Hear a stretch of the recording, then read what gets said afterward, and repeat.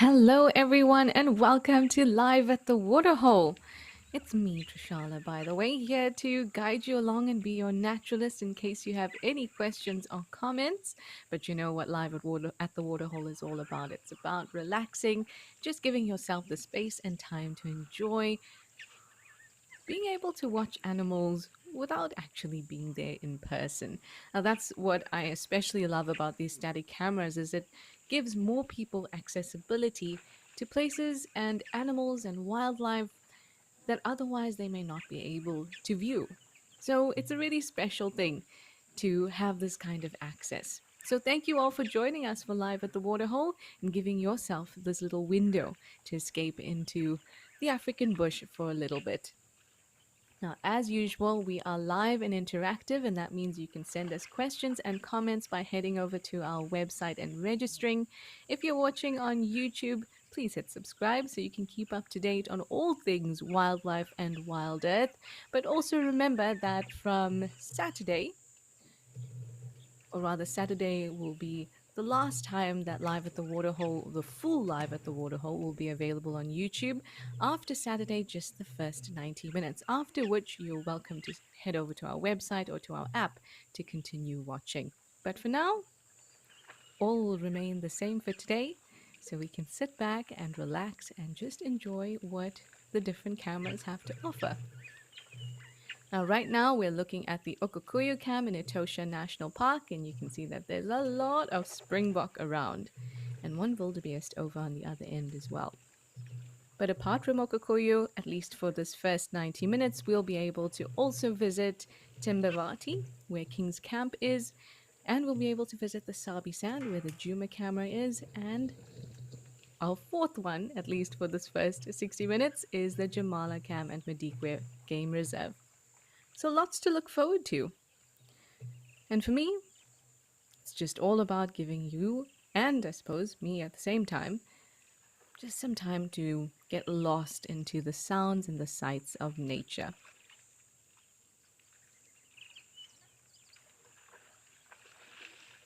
Hi, Wally. You say good morning, Trishala. Good morning to you too, Wally.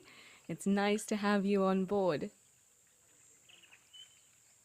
It's a hot and humid day where I'm sitting here in the Western Cape of South Africa. Not that I mind though, because after 6 months of winter, the only uh, the only sunshine I had was through the various cameras. Now at least there's some sunshine here too. So happy all round. The whole country or the whole of Southern Africa is really starting to change. The weather is starting to change. We're moving into the wet season, so the bush is beginning to burst. We're getting rainfall in specific areas, and we're getting nice warm temperatures. But while we're on the topic, let's head over to have a look at the weather before we really settle in.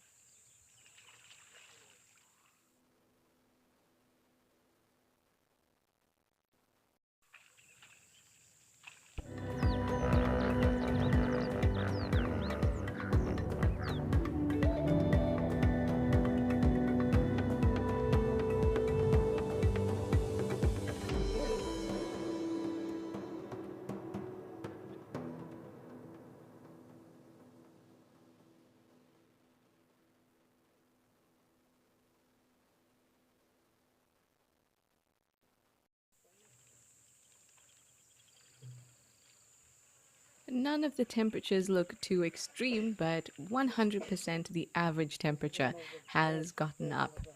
We're looking at mostly in the upper 20s or mid to upper 20s. A few of the locations were a little higher, like here at Okukuyu, about mid 30s, all talking about degrees Celsius here. And as you can see, it's a clear day. It was the same yesterday. I mean, there's a few sparse clouds here and there, but the blue is so vibrant. The busyness seems to be concentrated towards the left hand side of the waterhole at the moment, and I don't see too many other animals starting to flood through from the tree line at the back there, at least not yet. But we know that this waterhole gets really busy, so it's just a matter of time. Okay, enough of the sound of my voice. Let's take a few moments to just listen to the sounds here at Okukuyo. A note, though, that we might hear some human voices if it gets a bit too crazy. We'll, of course, either lower it or we'll switch over to another cam. So for now, imagine you've got your picnic basket, you're sitting at the edge here, and you're watching these animals and they're just doing their thing. No, it's not crazy.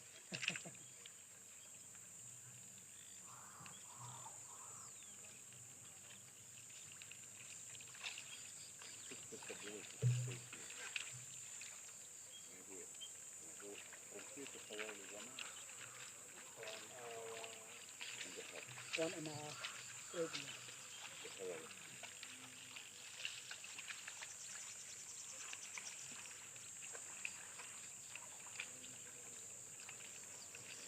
Maybe you mean like now, stay there, relax. Yeah, it's okay. Because sometimes also too much driving also. Sometimes you miss some opportunities. So you want to spend some time here and drive later to Salalu or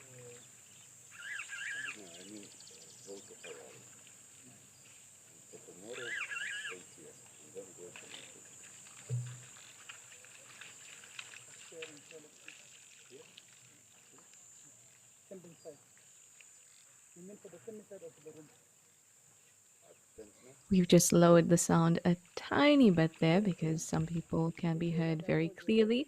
And remember that there's a little deck there where the Okukuyo camp is, which is just where this camera is mounted. So lots of people will be watching on that deck, looking over to the waterhole to also see what's happening.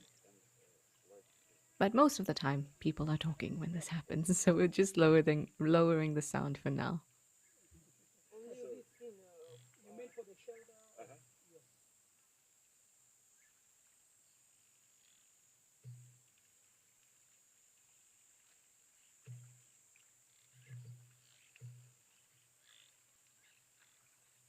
So all the lots of impact with this national park, camping site similar.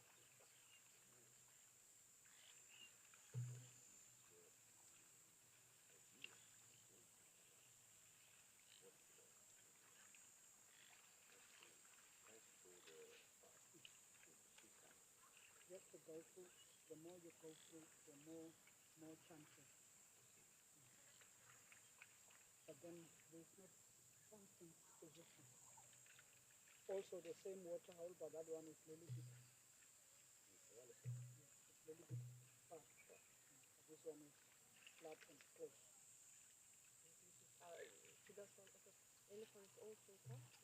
Very much. You can see lots of elephants come, the rhinos come. So it's one of, if you see in the threat advisor, it's one of the best places.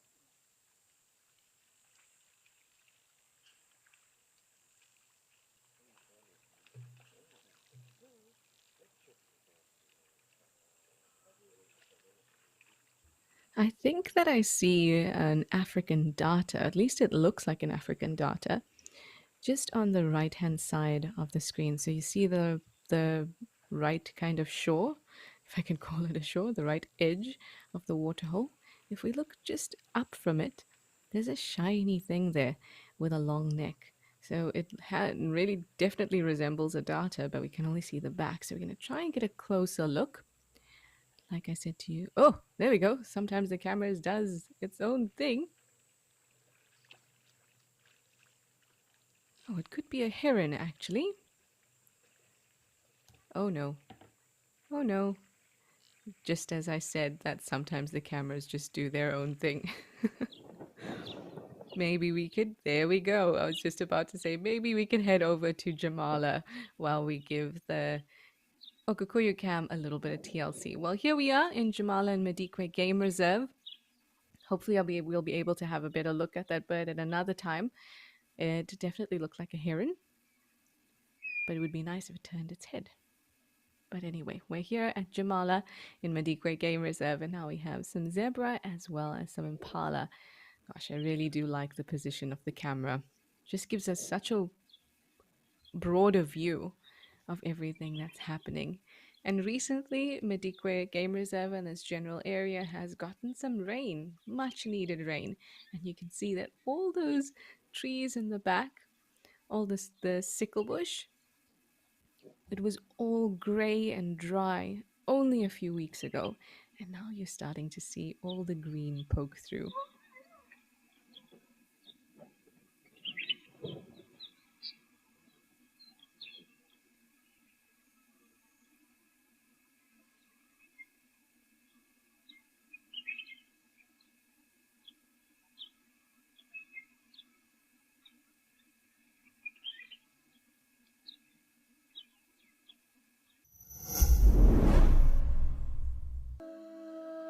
What if you could explore the world from an entirely new perspective? Flying a real drone live without leaving home. This is Nature Eye. Discover our planet's landscapes with a personal guide and a powerful camera. Every flight helps conserve the locations you visit. Book your adventure with Nature Eye.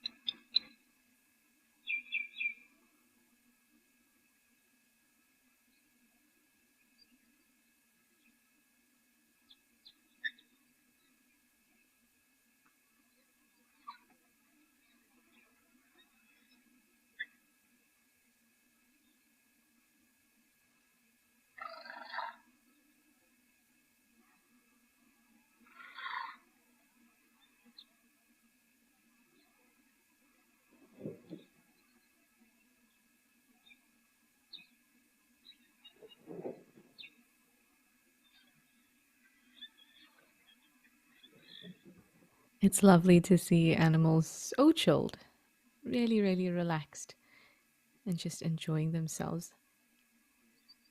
But you may have also heard the sound of, or some human made sounds, if I could say that, man made sounds.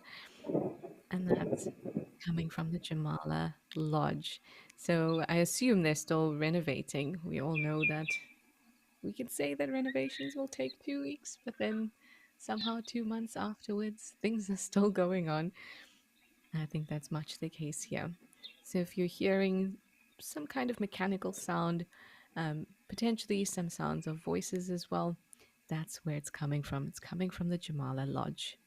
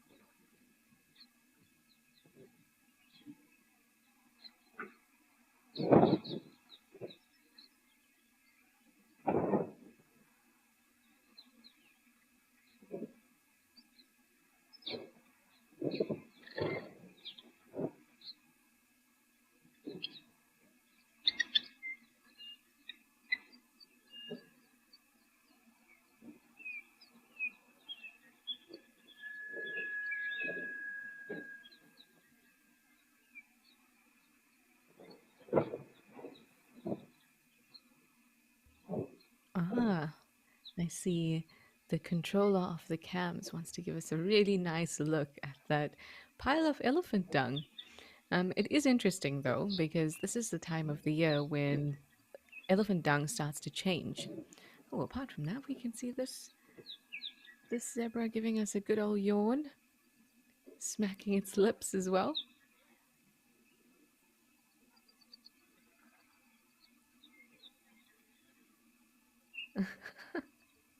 It's nice to have a close view like that.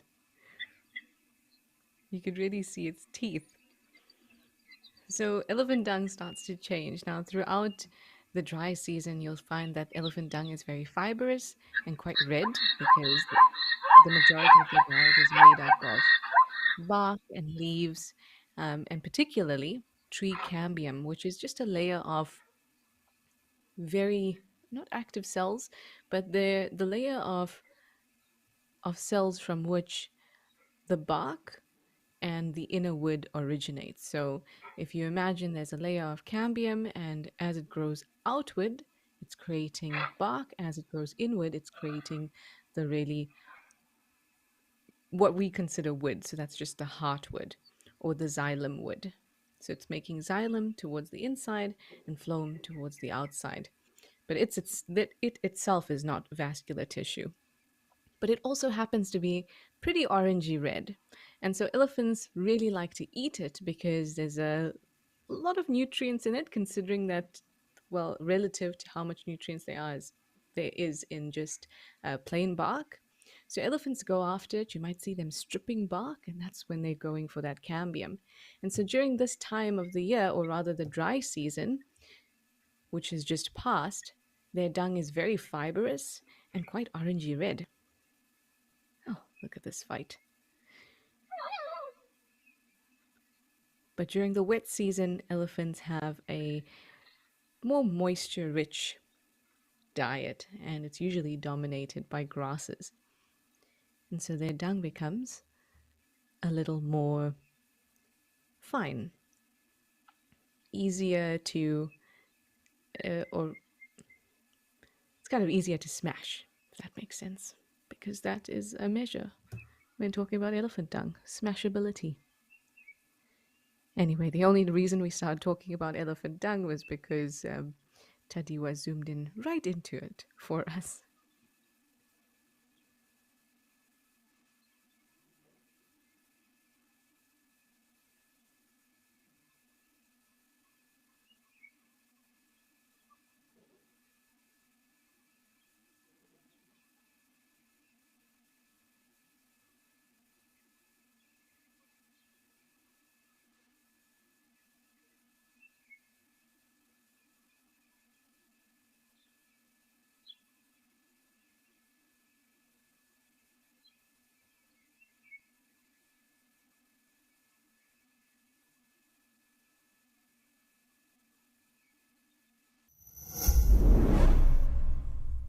Eco Training's professional field guide course can make your dreams a reality.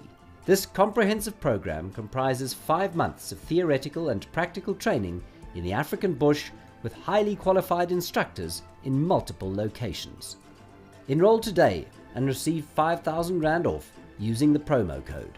If you've just finished school or tertiary education and you want to head into the wild, Eco Training's professional field guide course is for you.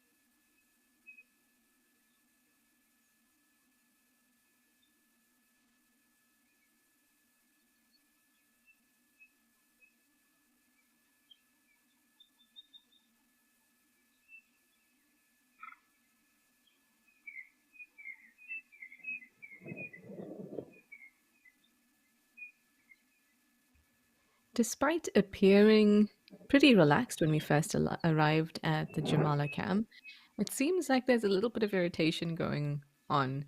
There's a lot of bucking, a lot of calling that I'm hearing. It almost looks like everyone's a little irritated with each other.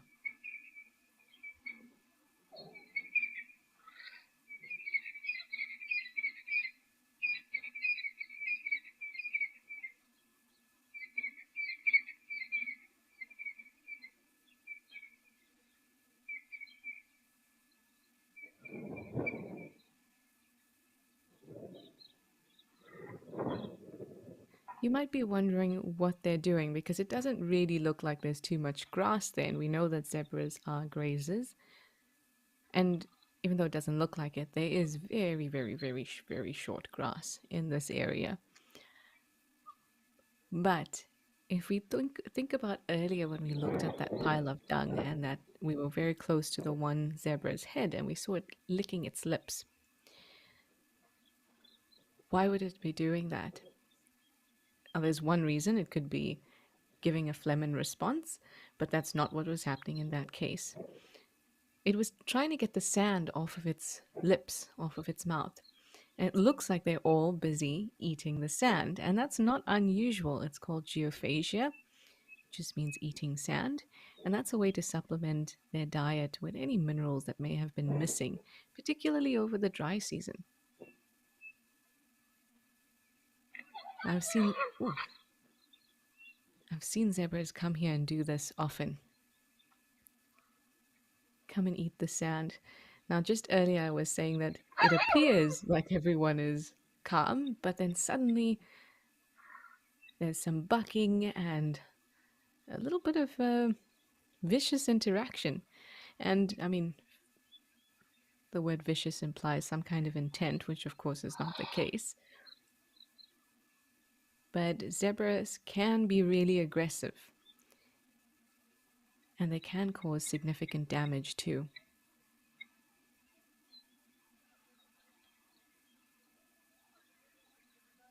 Hi, Jive Bunny. You'd like to know if Mama Zebra is protecting her youngster? I don't think that's the case. So the youngster will usually be very, very close to mum, and being able to tell sexes apart with zebras is very difficult. So the males have internal genitals, but you do see them; they do come out at certain times. But let me tell you, it doesn't happen often enough. But we've got to look at the width of the stripe that runs from under their tail, kind of underneath to their belly, which, as you can see, is not the easiest thing to be able to actually see, or trying to figure out the thickness of it. So the best way is to look at their behavior. Now, I don't think it's Mama Zebra that's protecting her calf that's causing this kind of upset amongst them, because I've seen two different zebras do it now. It could be that there is a young male that's still in his natal herd that needs to be pushed out by the stallion or the dominant male. Maybe that's what the irritation is. But zebras do get irritated with each other, even within the herd. And when they do fight, it can be brutal. So let's maybe try and keep an eye out to see if we can figure out who it is that's fighting. And for me, it's these two on the right there. Both of them have been showing some kind of aggression. And you can see of the two on the right, the one that's furthest away from us, whose body is facing us, head is facing us, but we can't see it, that one is smaller than the one that's right in front of us. So maybe it is a sub-adult male who needs to be pushed out very soon, and the stallion. But we'll just keep an eye to see maybe who's the aggressor, but also if there's any others that are joining in the interaction.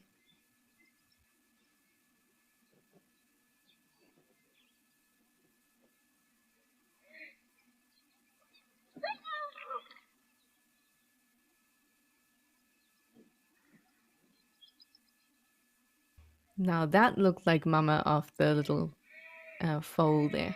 And that foal is not very little, mind you. And I mean, I'm not a zebra, so I can't say it looked irritating. And I oh, look, there's a giraffe coming in. I just saw the muzzle dipping into our frame, and I was like, what is that? Oh, it's a giraffe.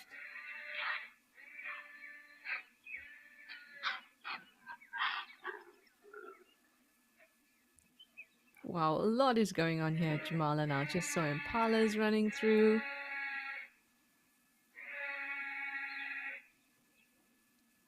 Let's see what this giraffe does. I would assume that it would want to go and have a drink, not really figure out what's happening with the zebra.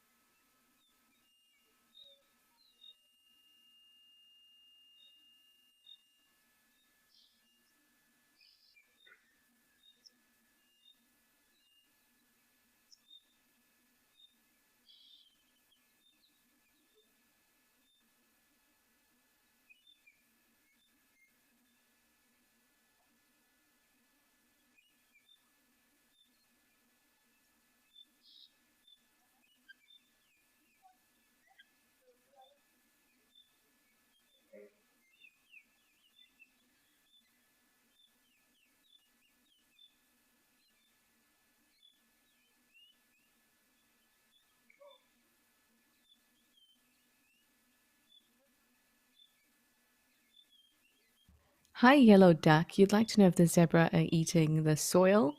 Yes, they are. Lots of animals do that. Lots of herbivores, I should rather say. They do that. And like we said earlier, it's called geophagia. So it's a way for them to supplement their diet. Soil is rich in certain minerals. The whole question just changed there for a moment, but we answer Yellow Duck's question. Particularly things like phosphorus, nitrogen, the things that, for example, you would want to have in your soil if you're growing veggies or you want nice nutrient rich soil. Sometimes those minerals are lacking from the diet of herbivores, particularly in a mineral form. So, a form that they can actually absorb, or what's called bioavailable. So, they can't just eat nitrogen as it is. It's got to be broken down by bacteria and things like that. So, it can be in a form that is available to the zebras. And so, that's why they're eating the soil to try and supplement their diet.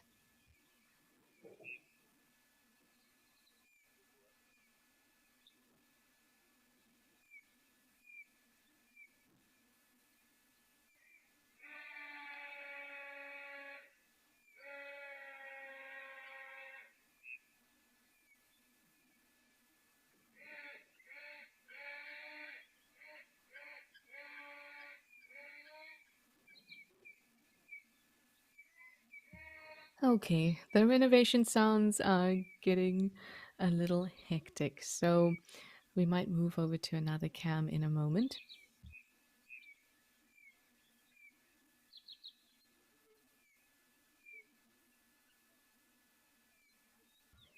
Okay, let's head over to another cam of ours, one of my favorite ones. Let's head over to the Juma cam in the Sabi Sand.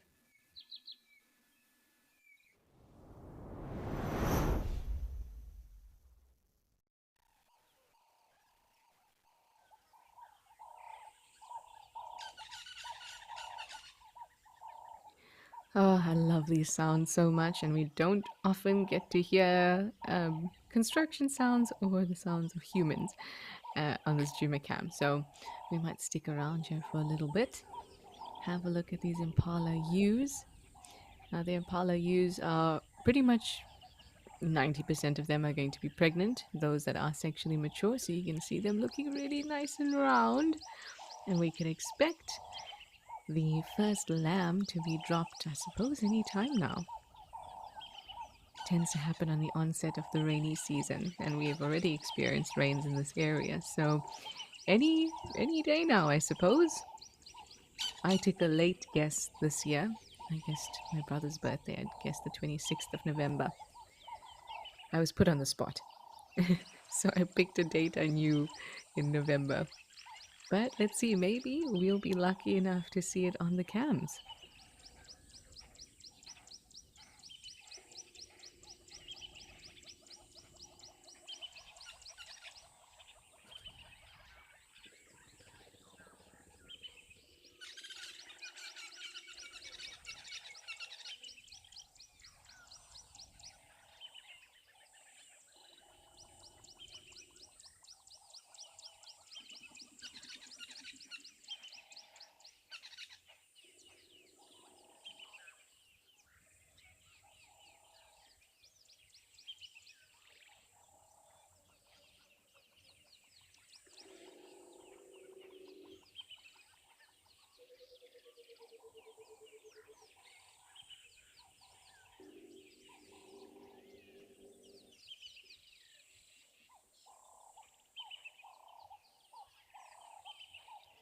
What a lucky find! That is so cool. This is a Nile monitor lizard, just basking on the rocks there. It's not the usual place we see them. Usually we see them all the way on the other side, on the southern side of the dam. This is kind of on the northern side.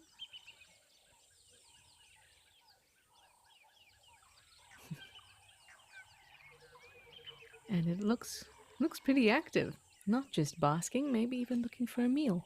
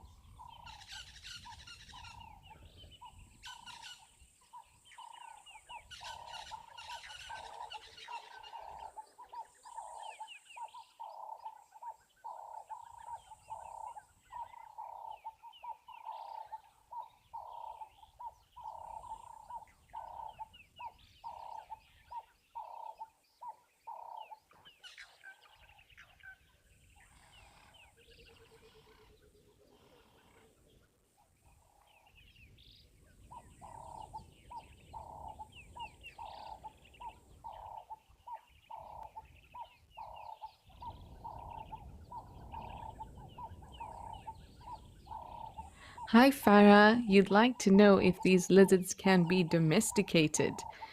Many have tried. It's no. The short answer is no. They cannot be domesticated. Are. They can be very aggressive. Like I said, a couple people have tried. I've heard stories. The closest that it's come is that, somebody has a Nile monitor or a rock monitor that comes into their yard and, they're just familiar with it. But, being able to put it on your shoulder or something like that, not going to happen.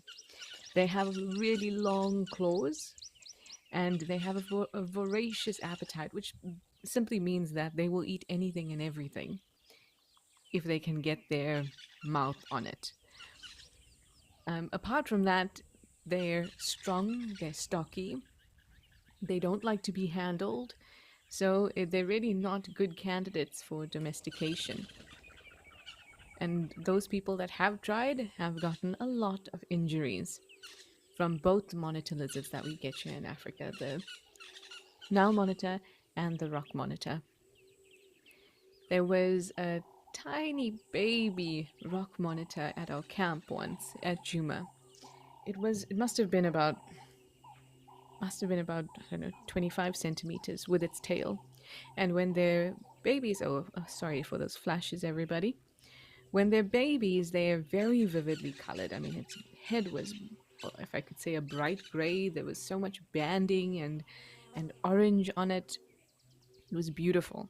And because it's small, you think that you could go quite close to it, like any other lizard, and take a picture or a video. Anyway, I tried to take a video of it. Many of us did. It tried to whip all of us with its tail. And it didn't get us because obviously it was small, but there was no way, even for a 25 centimeter monitor lizard, were we ever going to get close to it. They tend to be aggressive, they tend to be defensive as well, and they have enough equipment to help them along the way to really make sure that they can cause some damage. So domestication is not on the cards when it comes to monitor lizards.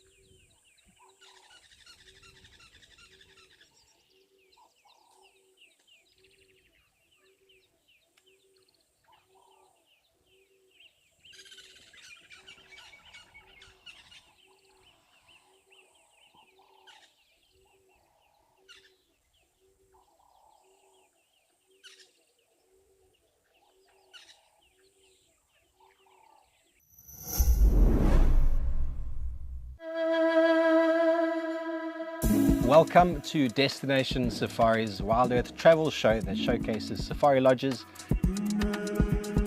On today's episode, we are exploring Amakala's Bush Lodge.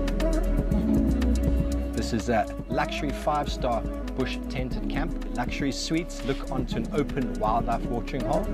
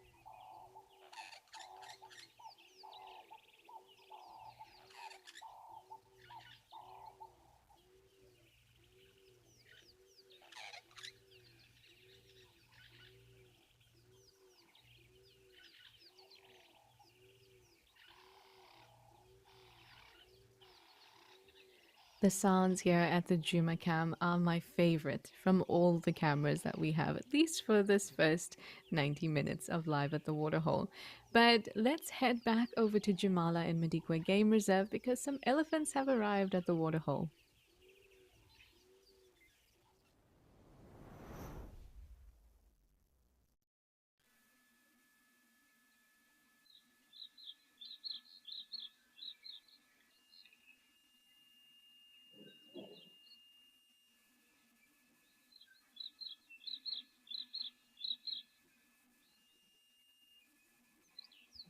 Sometimes, like I said, the camera does do its own thing. I'm sure we'll get it to swing back to the elephants in a moment. There we go. Oh, I love to spend time with elephants. Looks like they're going to do a little bit of dust bathing. Now, usually they would go to the water first. So maybe they're just checking out the construction guys there. Look at their trunks extended, smelling perhaps the familiar or the unfamiliar.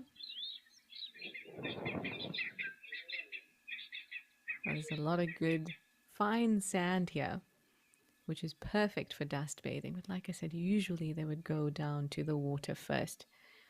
So maybe they're also after some sand to eat. We'll see as we continue to watch them.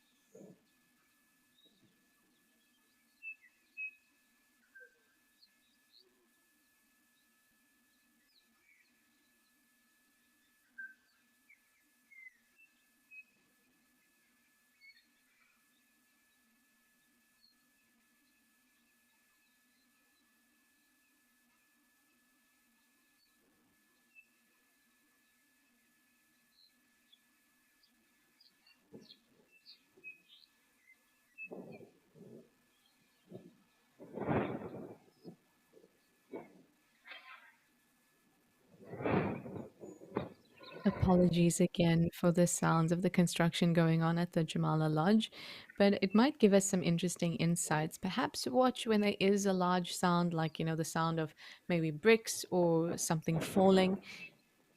Just pay attention to how the elephants react to it.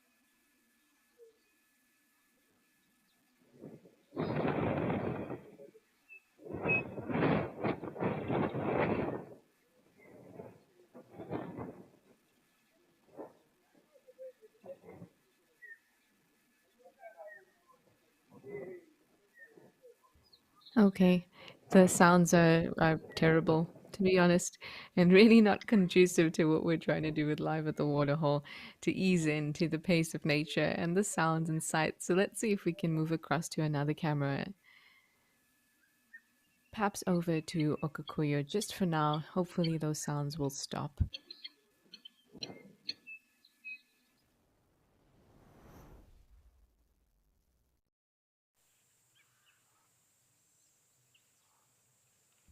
Ah, the peace of Okakoyo. Sometimes I really wonder about how the animals cope with that kind of sound.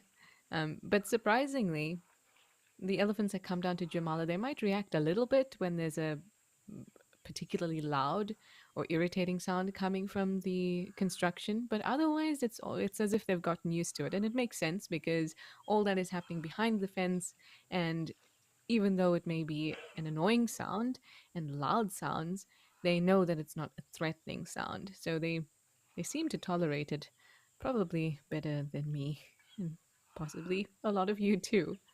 But we're back here at Okokoyo in Etosha National Park, and it's peaceful, and we can hear the summer hum of the wild environment, the sound of the insects buzzing, the constant hum, and the really vivid colors.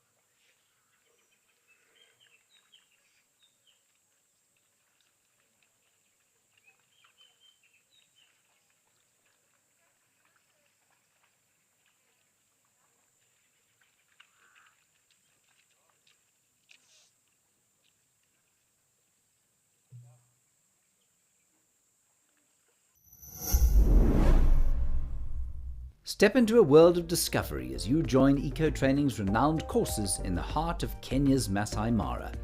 These courses are the perfect way to gain a deep understanding of the African bush, even if you have limited time. Don't miss out on this incredible opportunity to experience the wild in a meaningful and life-changing way. Enroll today and embark on a transformative journey with Eco Training in Kenya's Masai Mara, the leading force in conservation education.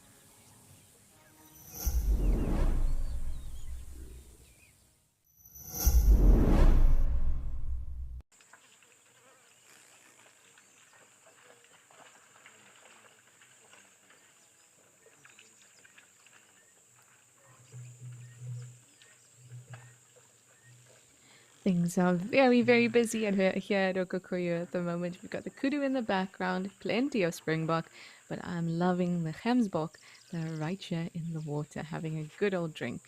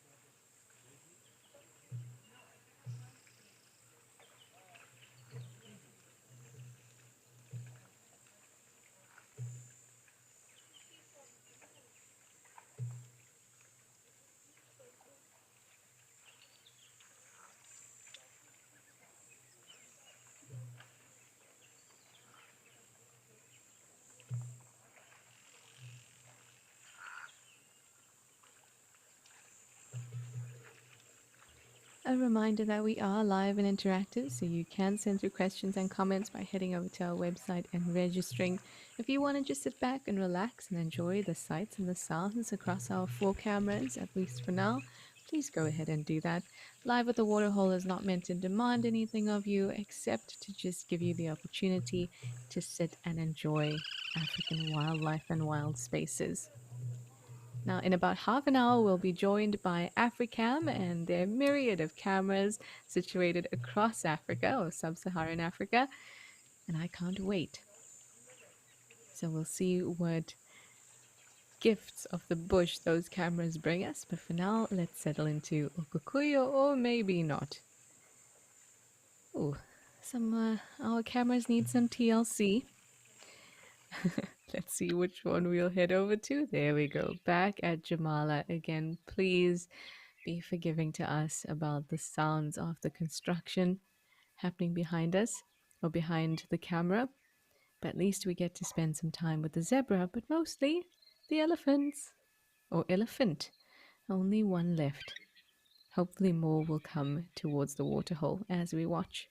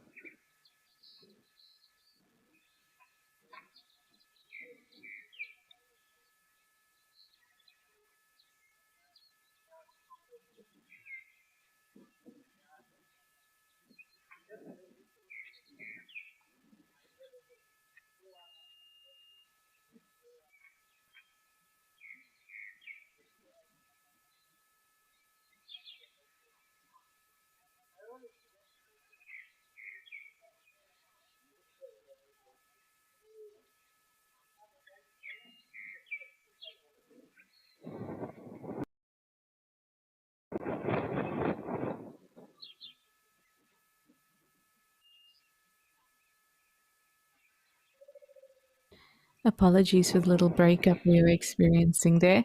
Seems like a lot of our cameras just aren't very happy today. But we'll be just fine. We'll keep on moving if we have to. But for now, I'm happy to stay with these elephants. They've had their drink and now they're back to that sandy patch. And it really does look like they're consuming the sand in the same way that the zebras had. Oh, keep an eye out. See that elephant in the top right hand corner? It has the look of an elephant that wants to chase an impala.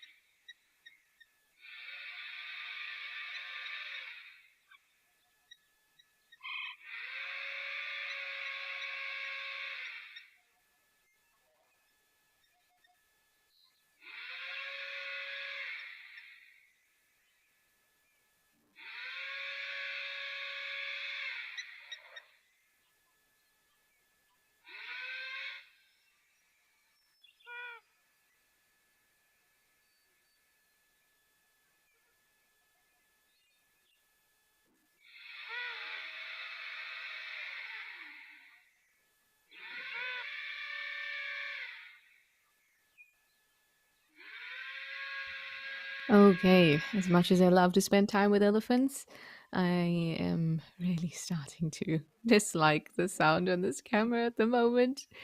Hopefully the construction will end soon, but for now let's head over to the Juma cam. There's not much happening on it, but there the sounds you can really appreciate.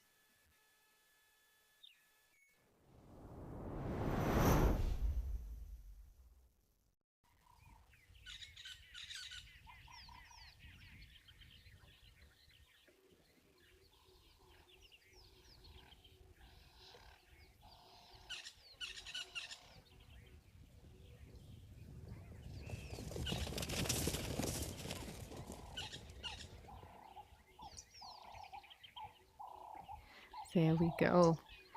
I mean, I love to just have a slow pan across the Juma landscape at this particular spot. I mean, you never know what could just pop up. I mean, this fallen over tree that's in front of us at the moment, I've seen many a leopard having fun on that branch.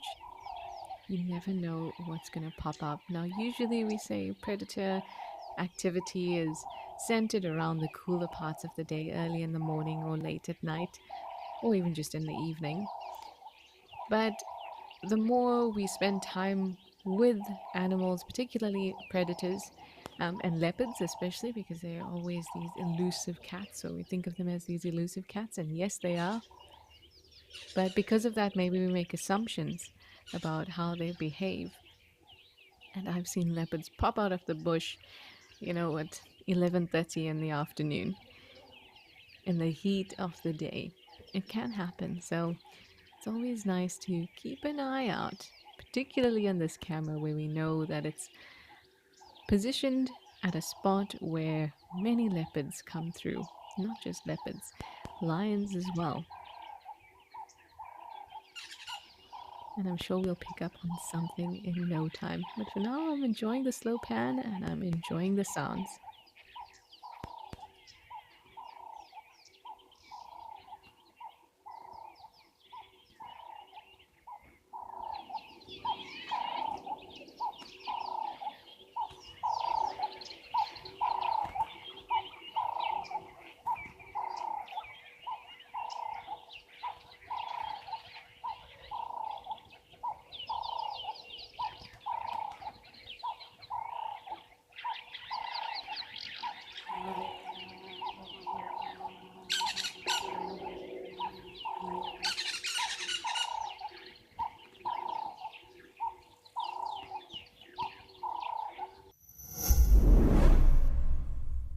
Whether you're a retiree, a recent graduate, or a professional seeking a change, the 55-day eco-training program is for you.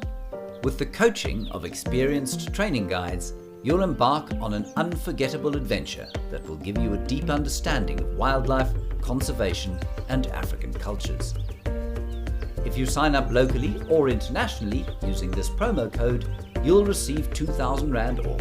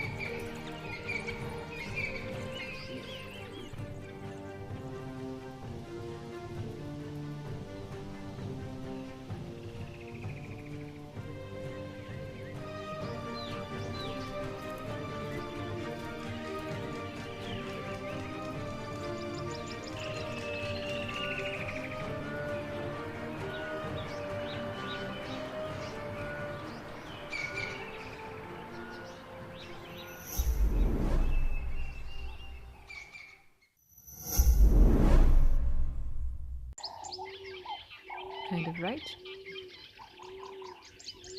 But now they're down here by the cam.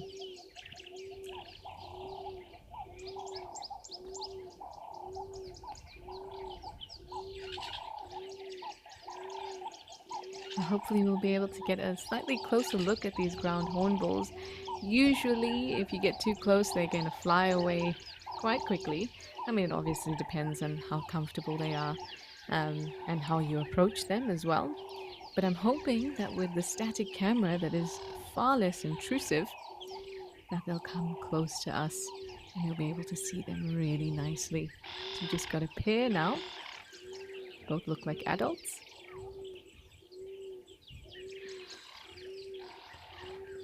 They can make some really interesting kills as well.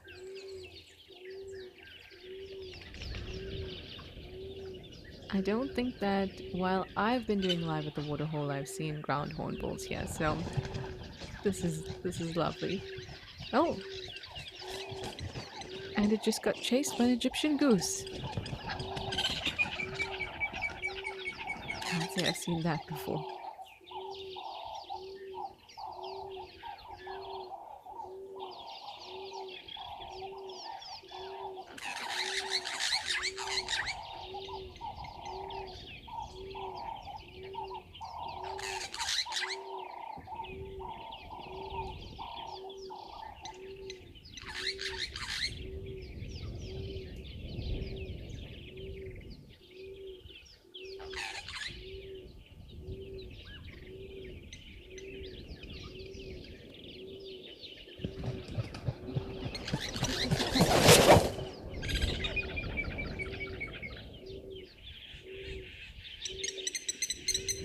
Whoa, that was so cool!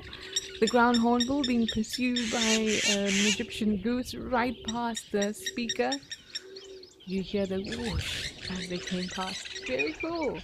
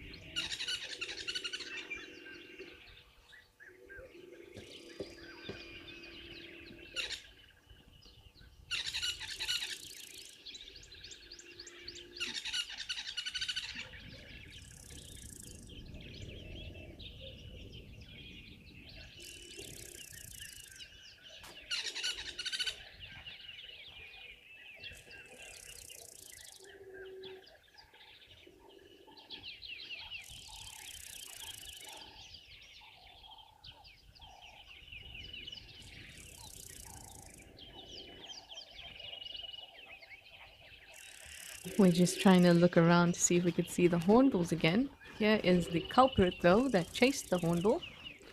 The very brave Egyptian goose. They are certainly very brave, much like blacksmith lapwings. I can say, I think, probably a good thing that I haven't seen an altercation between a blacksmith lapwing and an Egyptian goose, because I wouldn't be able to say who would win. But it has successfully chased our ground hornbills away. Thanks, Egyptian goose. They could also be kind of around behind the camera. If we do go have a look on that side, just note that we will pass a few cords and things like that, so you may see some structures that are just basically supporting the camera, and you'll see the tree behind it that the camera is mounted on. There you go. Just want to go across there to see if the ground hornbills are somewhere on that side. Now, I know it's not the prettiest view, but sometimes you see some pretty cool things here, like geckos and snakes that live in the holes. In that hole there specifically. Doesn't look like we're going to be lucky with the ground hornbills. Oh well, I'm glad that we saw it, at least for a little bit.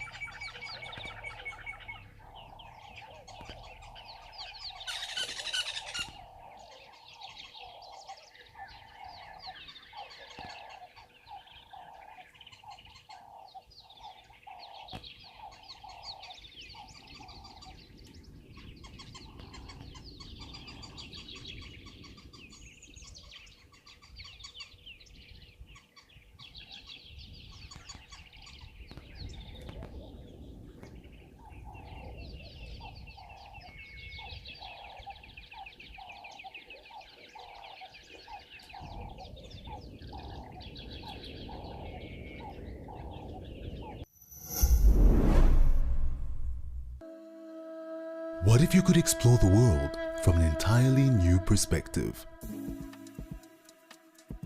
Flying a real drone live without leaving home.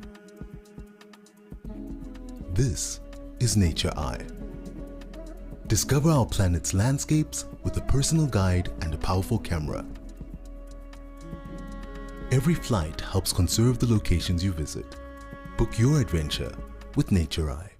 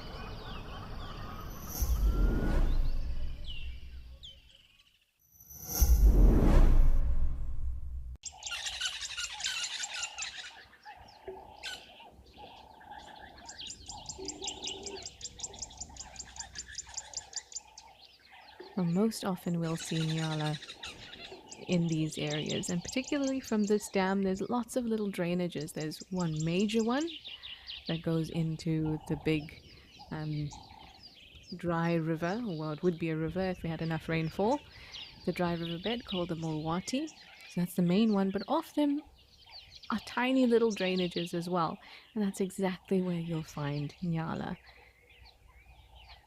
They don't like open areas very much. They prefer to be in areas where they can be well hidden.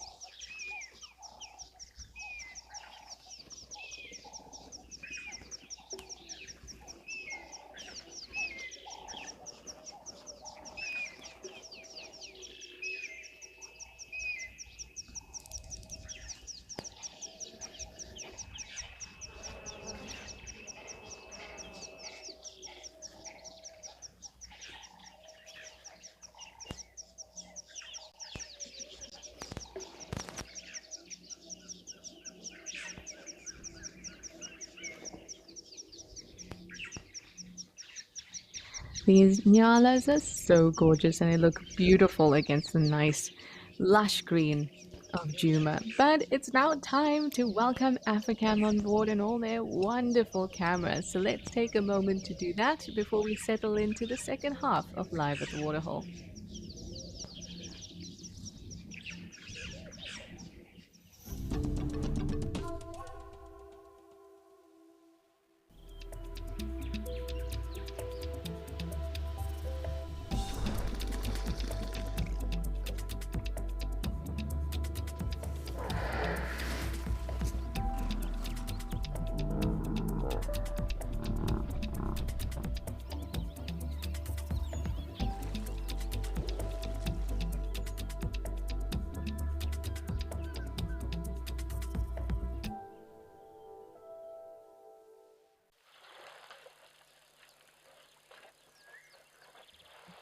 Yes, I'm so excited because not only do we have elephants, but we're here at Africam Tembe in KZN in KwaZulu-Natal, which is my home province in South Africa, by the way.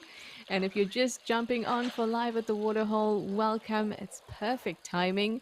We've just been joined by Africam and all their wonderful cameras, and that's where we are now, Africam Tembe. And we are live and interactive, so you can send your questions and comments. You know that I love to hear from all of you. And if you want to just sit back and relax and you don't really feel like going over to our website and registering to send questions and comments, that's fine too. Live at the Waterhole is all about taking this opportunity to give yourself some space and time to just absorb wildlife things, sights and sounds. And the best way to do that, the most therapeutic form of being out in the wilderness, at least for me, is being able to watch elephants, but also listen to them because they are so busy. So let's get stuck into it here at Tembe. We are going to visit some of the other waterholes as well, the African waterholes. Maybe see some special places. There's one place I do want to show you, but we'll go there a little bit later. Look over on the left, moving off towards the left corner, there's a woolly-necked stork. Going very quickly. All right, let's settle into Africa Tembe because the sounds are glorious.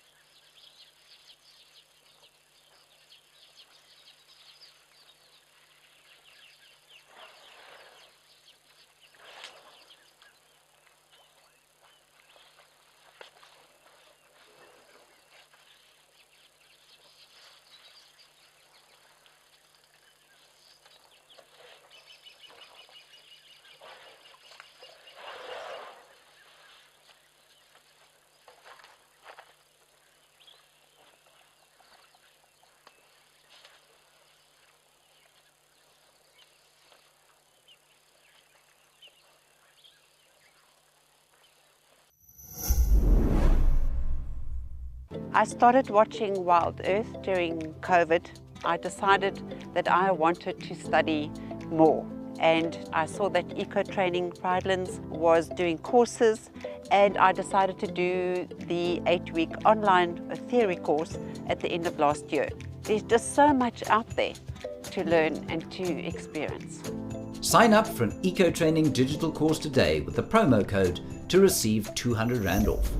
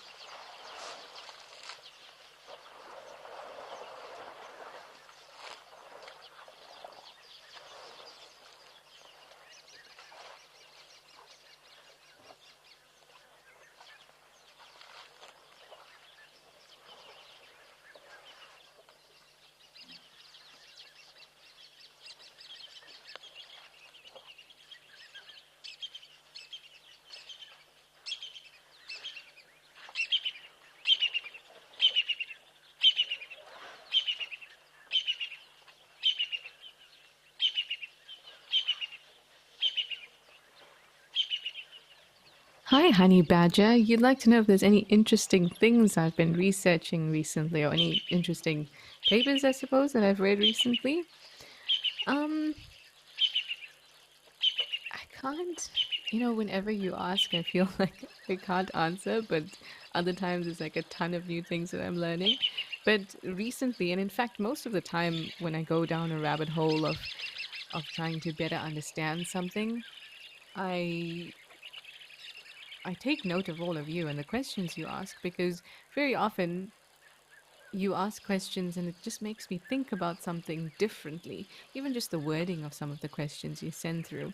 And I had a few interesting ones recently. Excuse me.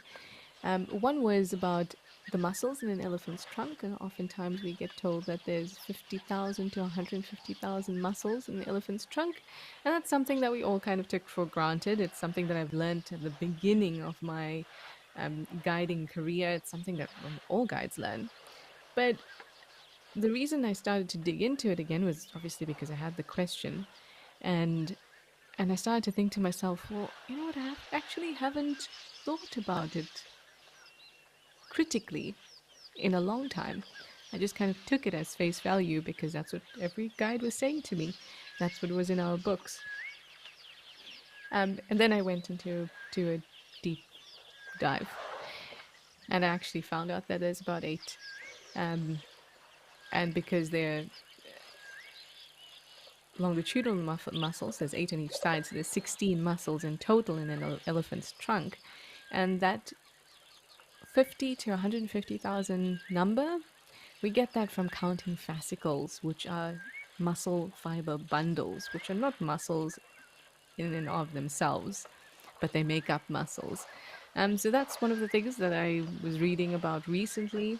Another one was looking at the relationship between bush pigs and warthogs. This I just started looking at yesterday because I had a question if they were closely related. And they're not actually closely related. They're much like antelopes have different tribes, spiral horn antelope, etc. The pig family, or Suidae, also have tribes, and bush pigs and warthogs are in two different tribes, so they're not closely related. They are certainly related, they're in the same family, but not closely related. And then the other one, which was a really interesting question, I got asked, why do baboons why do their eyes glow in infrared if they don't have a tapetum lucidum, which is the reflective layer of cells behind the eye? And I was really stumped for a little bit because they do glow, and most primates don't have a tapetum lucidum, most of them, including us. But even our eyes glow in infrared. So then it got me thinking, and then I went on a weird deep dive into film and also biology. Because in the so anyway, what happens is that the tapetum lucidum actually reflects light directly out of the eye, but there's some degree of reflection that happens just from our own retina, just because of the fact that it is a smooth piece of liquidy thing. Not liquidy, but it is wet. So that means it's reflecting some light. So if you shine a light directly into somebody's eye, human eye, some light will reflect out. Just some, not a whole lot, but a little bit.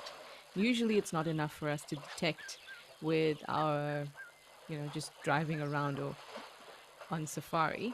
If you shine your spotlight at a human, it's not going to reflect with eye shine. But if you can get a very small, very directional light and point it straight into somebody's eye, there will be some degree of reflection that can be seen. And then this was confirmed by the movie Blade Runner, which I did a deep dive on.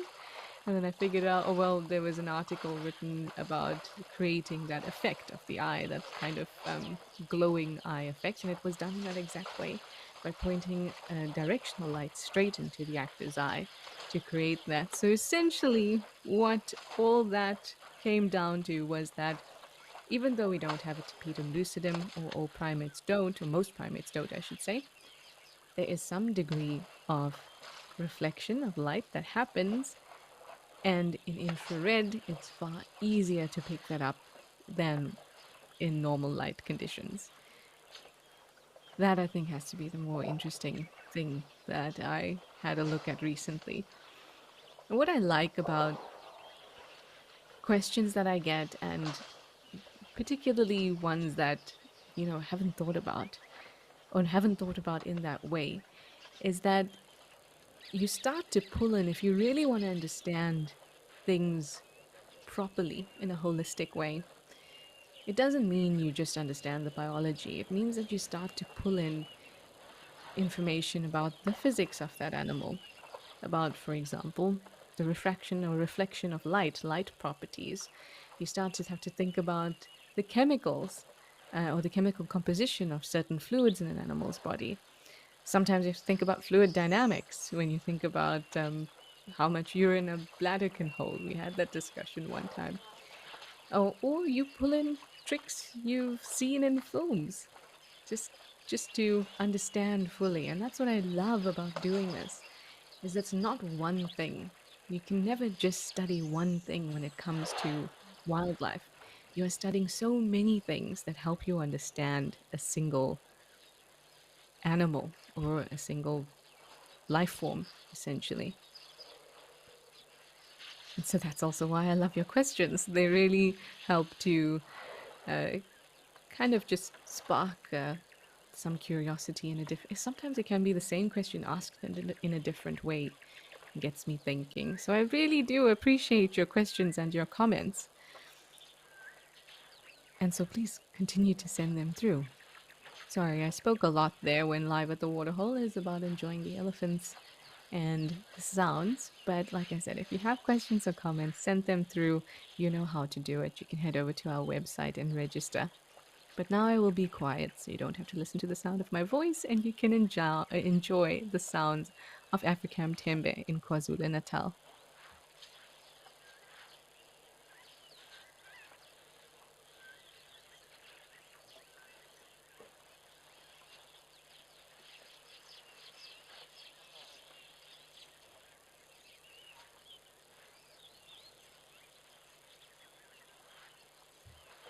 I'm going to send us over to Juma and the Sabi Sand now. It seems like something interesting is happening with some impalas.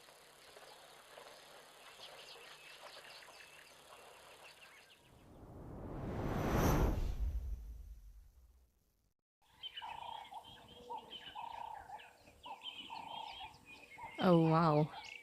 Okay, so this impala is badly injured. I mean, it's superficial, so she will be able to heal very quickly. Okay. So you can see that it's basically, it looks like just her dermis and her epidermis, so just the first two layers of skin that is gone. We're not seeing any muscle, etc., but we are seeing fat. So think of it like something in between a second and third degree burn. She's not, nothing is exposed. Her body cavity is not exposed at all. So she will heal from this as long as she doesn't get an infection. I'm trying to think about what could have caused this because it doesn't look, like I said, it doesn't look deep. I'm not seeing punctures in any way, but again, there could be punctures within it that we can't see because we're seeing bits of fat and skin. But I don't know, what do you think would have caused something like this? My immediate reaction was an infection could have caused this. But if we see her from the side, we'll be able to tell if the skin has been pulled. And so if it was an infection, like some kind of flesh-eating bacteria, for example, then what we would see is we wouldn't see hanging bits of skin because it would be eaten at the edges. But I also don't see any kind of flap. Oh, there we see at the bottom there's a little bit of skin kind of hanging. I'm going to give this a think and try and see what could have caused this injury. If you have any ideas, please let me know as well. This is a really good discussion to have. It's not an injury that I've seen before on an impala. It's the type of thing you may see on a giraffe. Sometimes they get these little patches, giraffe skin disease. But it's not something, I mean, it even doesn't look this bad. It's just kind of the fur that goes. This is into the flesh. Those first two layers of skin are definitely gone. Let me know if you have any thoughts. I'm going to also sit back here and give it a think. What could have caused an injury like this? It doesn't look like a bite. It looks... Oh, don't eat your own wound.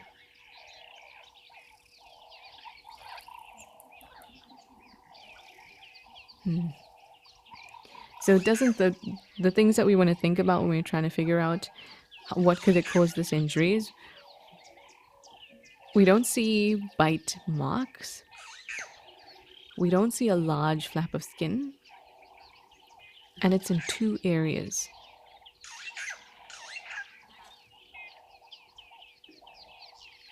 It's also fairly circular. which is something that you're most likely to see with bacteria or some kind of infection as opposed to an attack by a predator. But I don't know, I'm left a little bit stumped. Let me know what you think.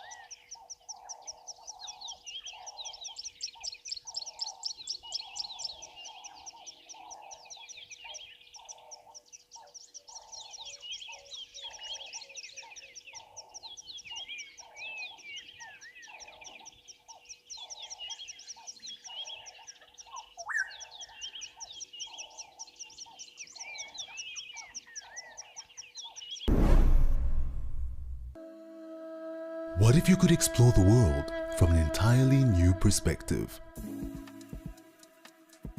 Flying a real drone live without leaving home.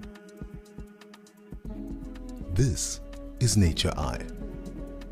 Discover our planet's landscapes with a personal guide and a powerful camera. Every flight helps conserve the locations you visit. Book your adventure with Nature Eye.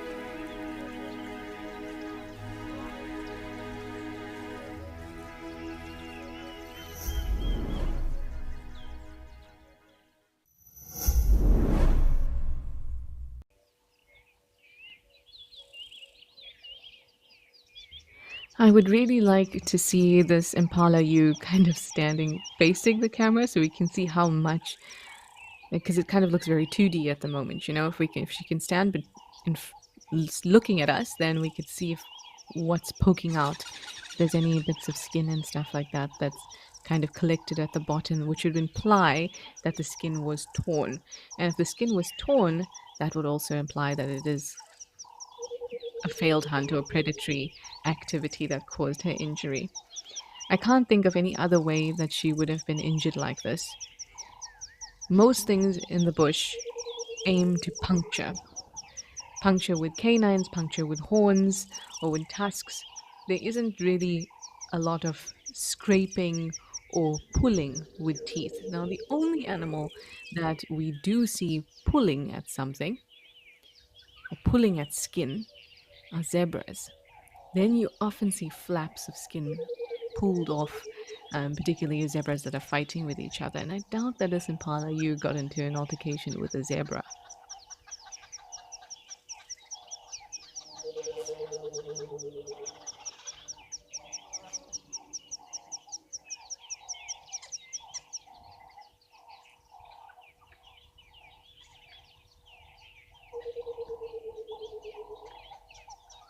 Still thinking about this impala you. I would just like to get another view of her.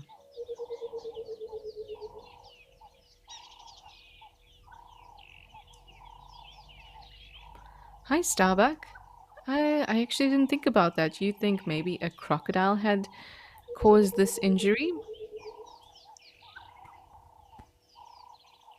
I mean, it's not impossible, I'll tell you that. If this impala happened to be at the water's edge and a croc comes through, the impala notices, turns around quickly. Now her rump is facing the crocodile and it manages to just nip, like, you know, just a bit of the skin and then pull. It could result in an injury like this. But I would assume it would be one pull before the impala gets away, because if a crocodile gets a better grip on the impala, you know, it's going to death roll pretty quickly and break the impala into pieces to make it easier for the crocodile to swallow. But I really like the way you're thinking, and I didn't think about a crocodile. It could be a crocodile too.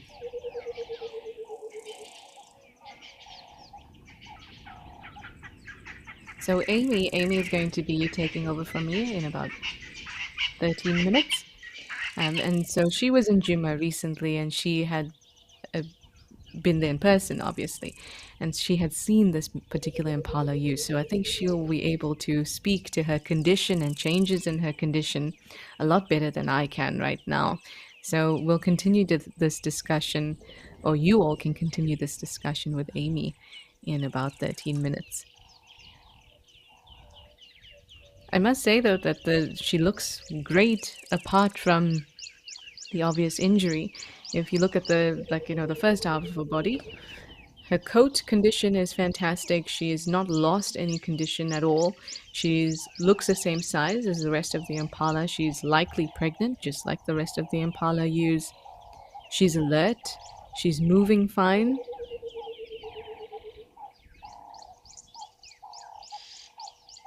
So I think she will be fine.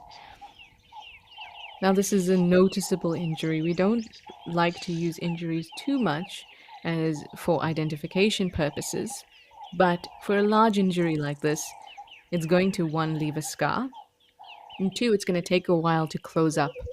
So if we keep tabs on this camera and we keep watching this impala, we'll be able to see her progress, and hopefully we'll be able to see her with a little lamb in a couple weeks' time. Because if she did escape a predator, and she even manages to give birth to a lamb, I think that that is a massive win for the impala ewe.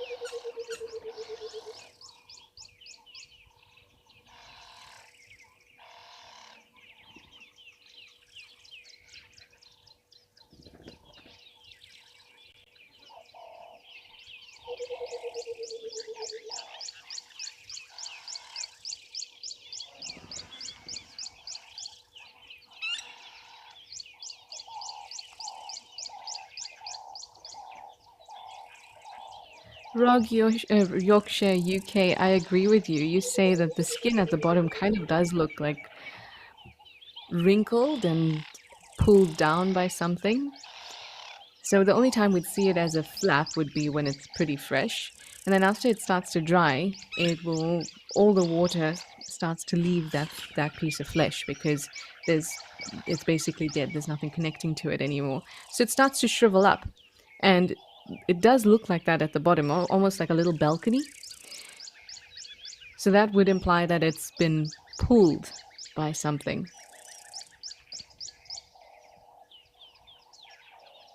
I'm just thinking about the two spaces or the two areas that it's happened in.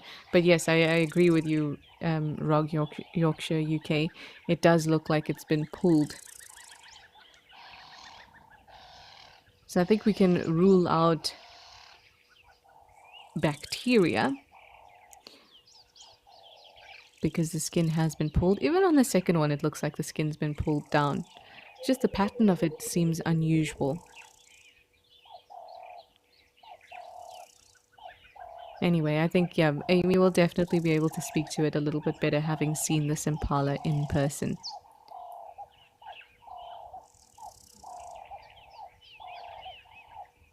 You would have seen that occasionally she turns to her injury and she kind of licks at it, and that's very normal for animals, and that's because saliva has really important things like clotting factor in it, so it helps wounds to heal, and it can also deliver a little bit of pain management in very small doses via a molecule called opiofen.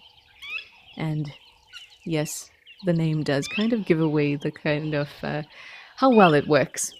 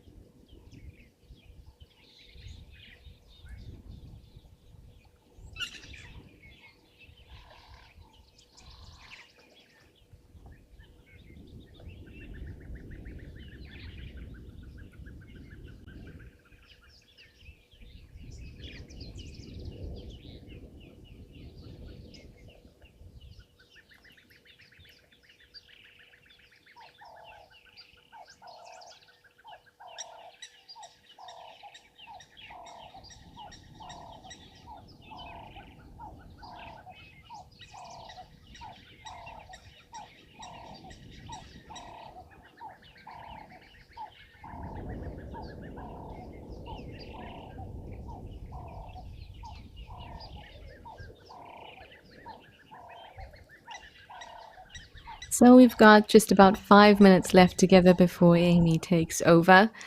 I'm not sure when I'll see you or hear you or speak to you again for Live at the Waterhole. But it has been a pleasure to spend this time with all of you. This is also an escape for me. Sometimes life gets busy. I'm always working within the wildlife sphere, but it's just so nice to be able to have to watch these cameras, you know. You force yourself to relax into the African bush for a little bit and not have to think about doing admin or paperwork or anything like that associated with different jobs you have to do in the wildlife space. So I'm very glad to have spent this time with all of you, and I hope that you enjoyed yourself too. As for this you, I hope that I'll see her in person myself sometime, and I hope that she manages to make it through the lambing season, and I hope that that wound heals up sufficiently in time for her to give birth, because I'd imagine that would be quite painful. That skin has lost, or it'll take a long time for it to recover its elasticity. And even though that particular area is not a spot that will be stretched too much, when she does give birth, because of the contractions and the movement and the mere fact that she's giving birth, it is going to affect that skin a little bit. But thankfully, the mammalian body is very, very, very good at making sure that babies do come out. After all, and my biology teacher told this to me when I was in year 10, I think, or maybe even younger. She said, the meaning of life is to make more of me. Ah, and we were stuck there for a moment on that U. Okay, we're back to a nice wide view of the Vuyatela Dam here at Juma.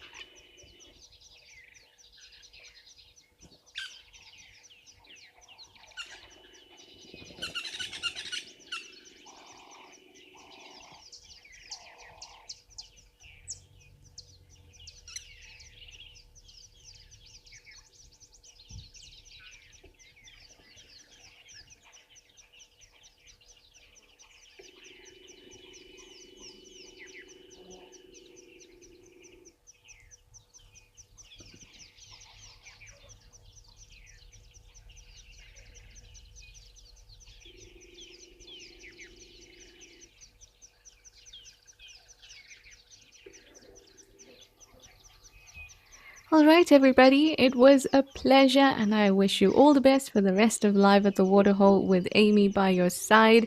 I hope that you have some interesting discussions about that Impala U, and I hope that you have a great rest of your year if I don't speak to you since or after today. All right, bye, everybody, and thank you so much for spending this time with me.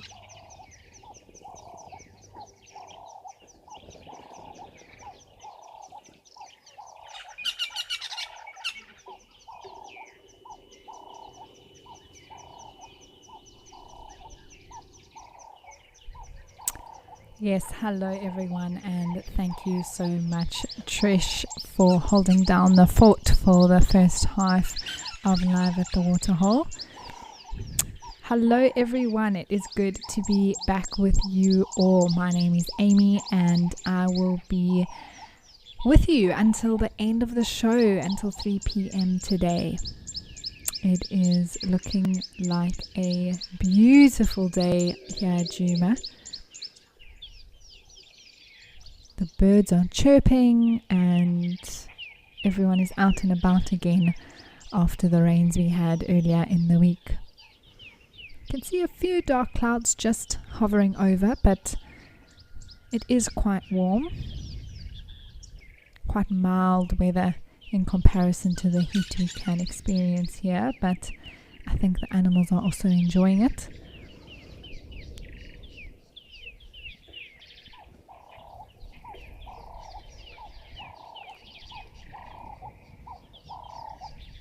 I think what Trish was saying was so true, but even for us as presenters, the show is such a wonderful excuse in a way to be able to just take the time to actually sit and watch nature.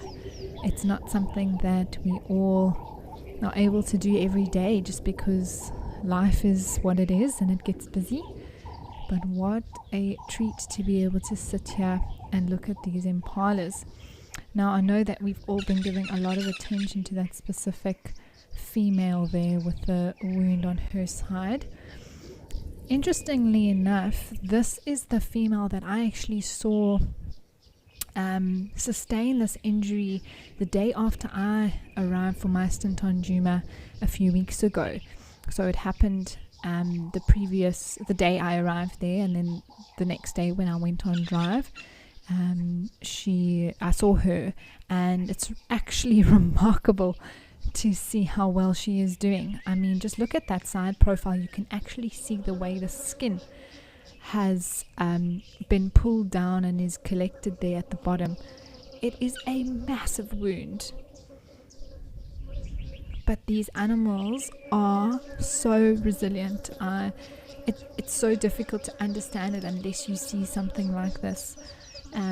She's fine for the most part. I mean, she's walking okay. It does look like she's definitely pregnant as well.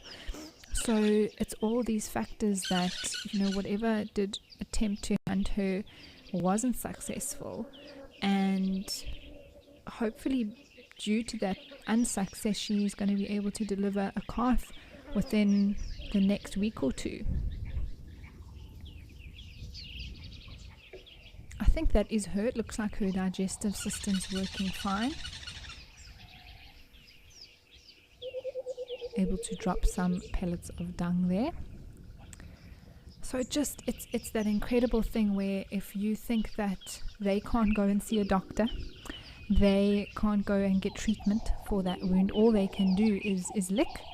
And saliva has those antibacterial properties which helps the impala. In this case, luckily she can actually reach where that wound is. And from what it looked like a few weeks ago, I mean, it really is amazing to see that wound now actually healing and not so raw and fresh and bloody as it was.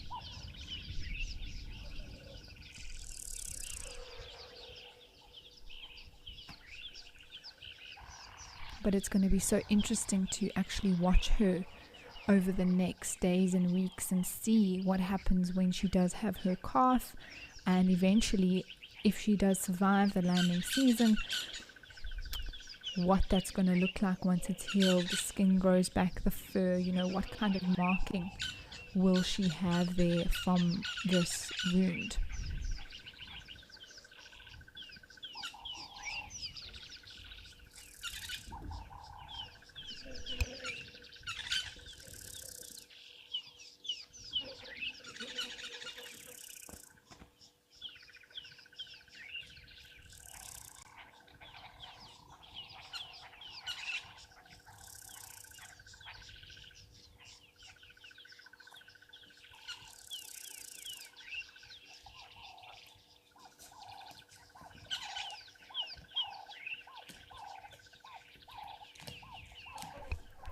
All right, well, it has been a lovely, peaceful start here at Juma with these impala. We may come back and check on them a little bit later, but for now, let's go over to some elephants at Tembe who are having a bath.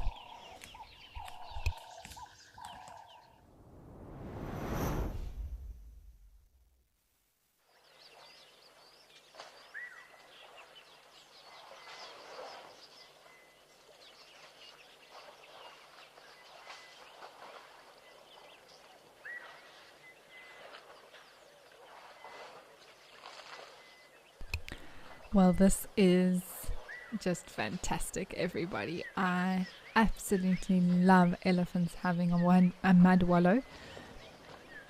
And one of my favorites is when they do lie down like that, possibly having a bit of a nap in the bathtub. I think we all enjoy relaxing like that in the bath, and this elephant is no exception.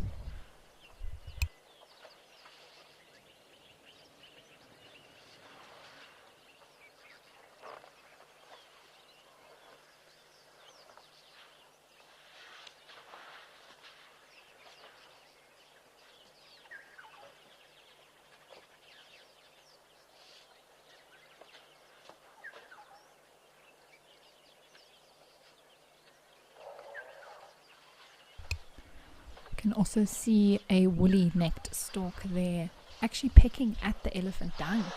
Interestingly enough, there's a lot of delicious little creatures now in the summertime that will be feeding on that dung, and those are the little things that woolly necked stork is looking for.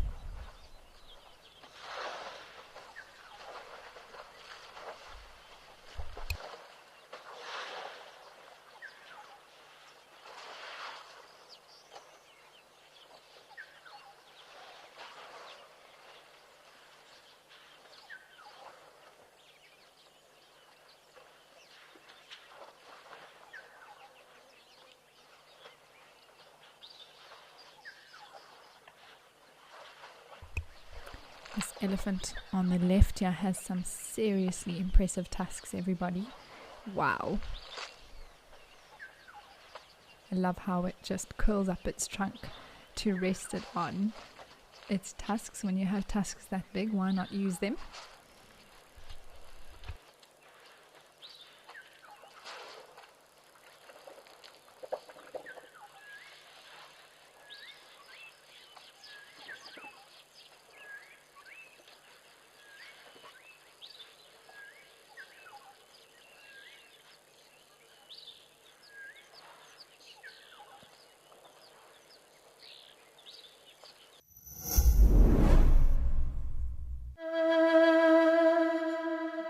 Welcome to Destination Safari's WildEarth travel show that showcases safari lodges. On today's episode, we are exploring Amakala's Bush Lodge. This is a luxury 5-star bush tented camp. Luxury suites look onto an open wildlife watering hole.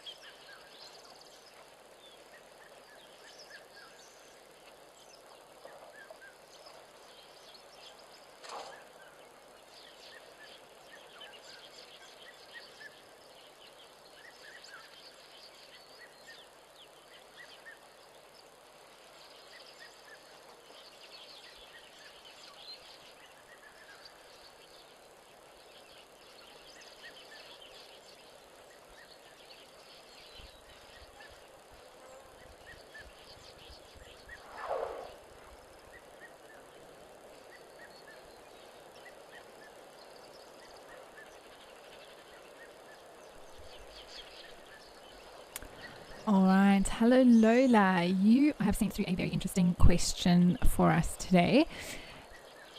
And you want to know about why elephants have tusks and not horns, Lola.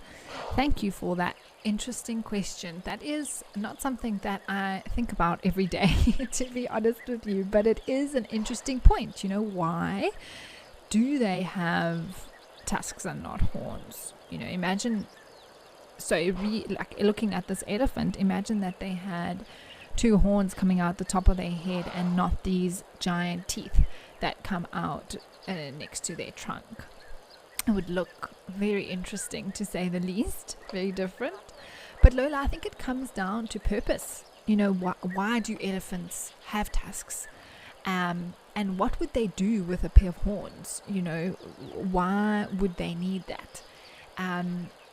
It would just really be something quite maybe inconvenient and in the way, getting stuck on trees, and you know, something that would be difficult for them to look after being so big, whereas the tusks don't make them any taller or difficult to walk through vegetation or things like that, you know.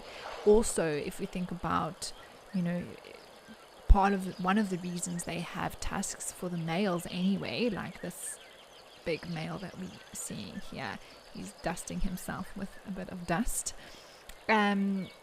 is for, you know, to fight. And if they had horns, there would be a lot of impact on that head, wouldn't there, when they're clashing against one another.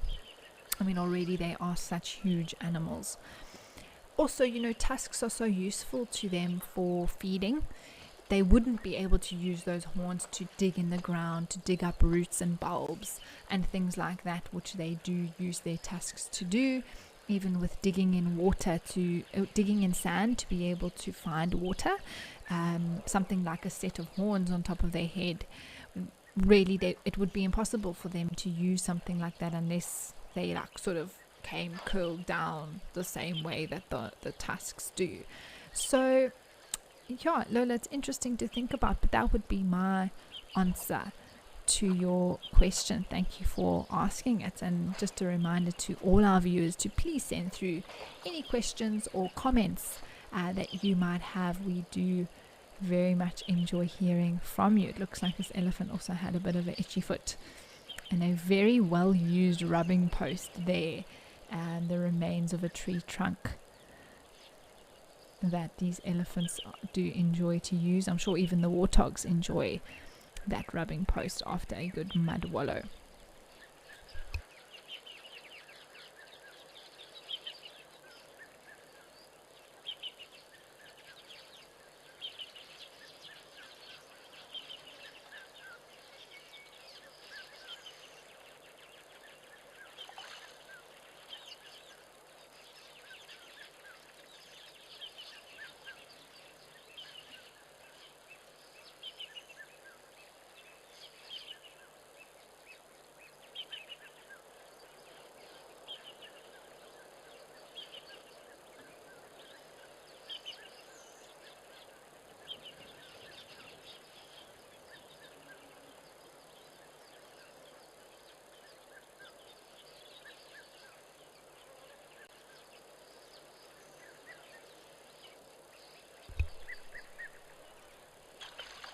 Alright, well, now that it looks like the elephants have slowly moved off, as well as the antelopes and warthog, we are going to keep an eye on Timber and see if anything else comes down to the water.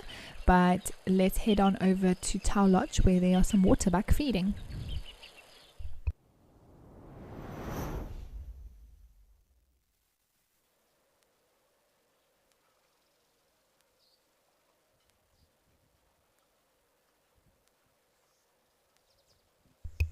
Oh, it's good to be back at Tau Lodge, everybody.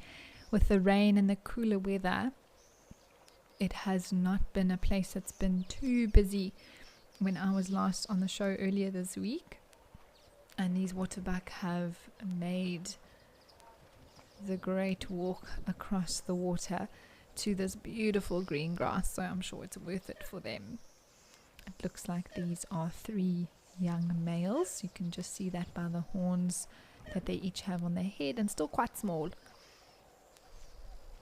They get possibly double the size in a fully grown dominant male bull.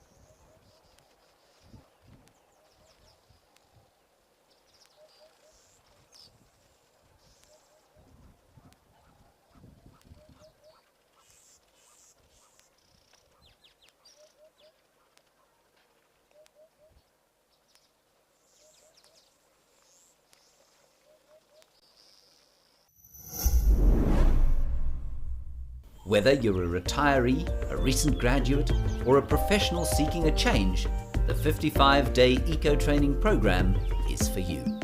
With the coaching of experienced training guides, you'll embark on an unforgettable adventure that will give you a deep understanding of wildlife, conservation, and African cultures. If you sign up locally or internationally using this promo code, you'll receive 2,000 Rand off.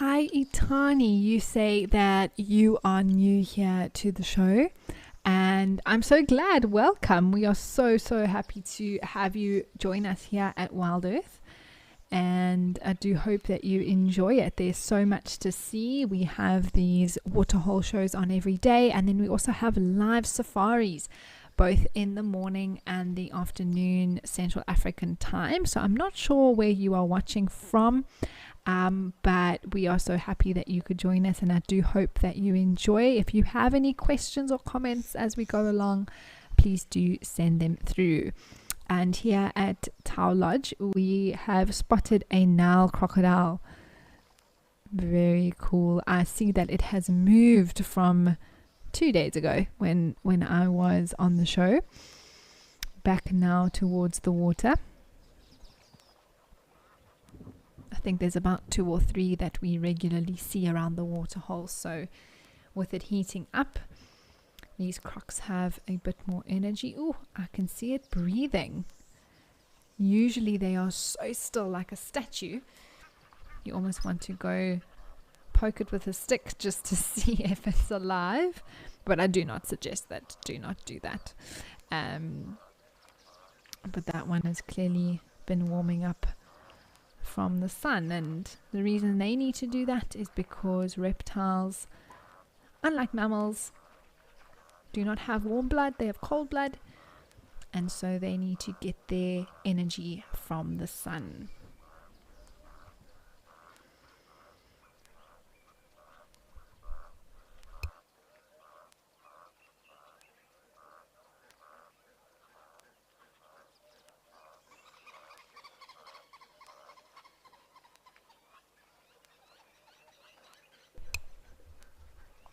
Yet to see an elephant here again. I'm not sure if there were any around yesterday, everyone. But for me personally, I'm still waiting for them to return here to Tau Lodge. So perhaps they will come around a little bit later today.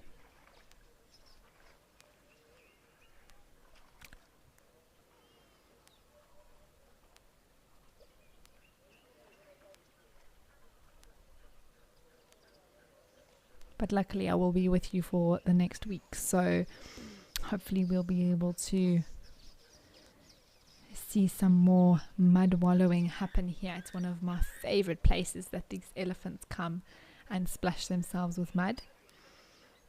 There's a specific spot that they really enjoy doing it. I think we're going to pan towards it now on the right hand side, and they just love it. It is like the perfect place. You can see a bit of the scenery here as we move around. Very much a dry area, everyone. The place where Tau Lodge is of course Madikwe, and it's almost in this sort of crossover zone between 2 habitats of savanna and sort of a semi-arid biome, and so we get this almost, I don't want to say it's not a full desert, but sort of a semi-arid like desert sort of environment. And there we have some springbuck to prove it. So springbuck don't occur everywhere in South Africa. Where I am based in the Lowveld area, very close to Djuma, we don't get springbuck, we only get impala. But you also do get impala on this reserve, so that's a perfect example of sort of the crossover nature of this area.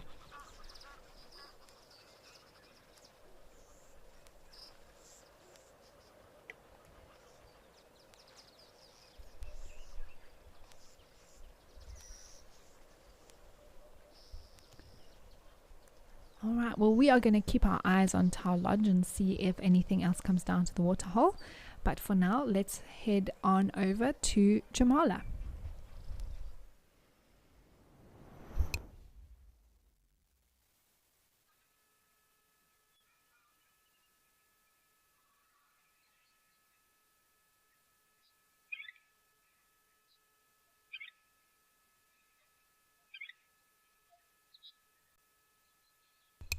And here we have some elephants. So even though they're on the same reserve, Jamala does seem to be a favorite spot for these elephants, so we'll have to see if they do make their way at all to Tau a little bit later on. But I'm so glad to see that the herds have returned. It was quite strange to do the show and not have elephants at Jamala. It's almost one of these things that we've just come to expect, and when they're not there, it's almost like it looks like a different place. But they are back now, and we are glad to see them.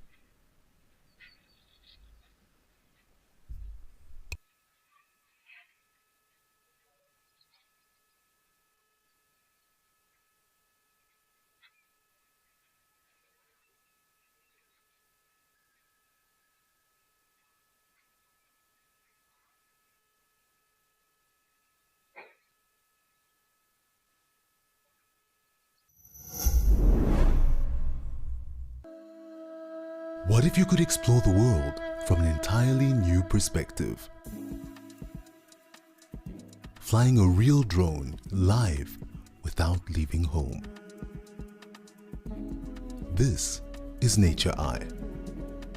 Discover our planet's landscapes with a personal guide and a powerful camera. Every flight helps conserve the locations you visit. Book your adventure with Nature Eye.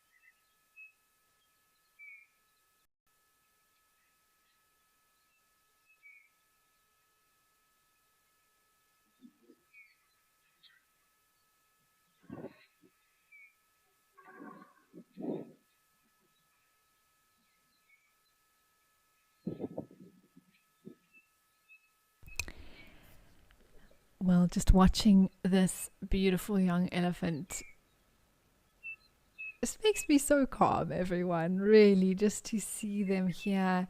I think also because it's not as busy.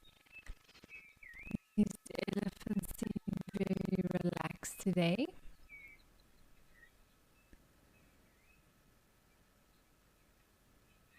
And it's true, Jordan, I do agree with you. That is the voice in my ear who lets me know all of your wonderful questions and comments. I do wonder what they're thinking. It really is. I wish I had an elephant mind reader. That would be fantastic.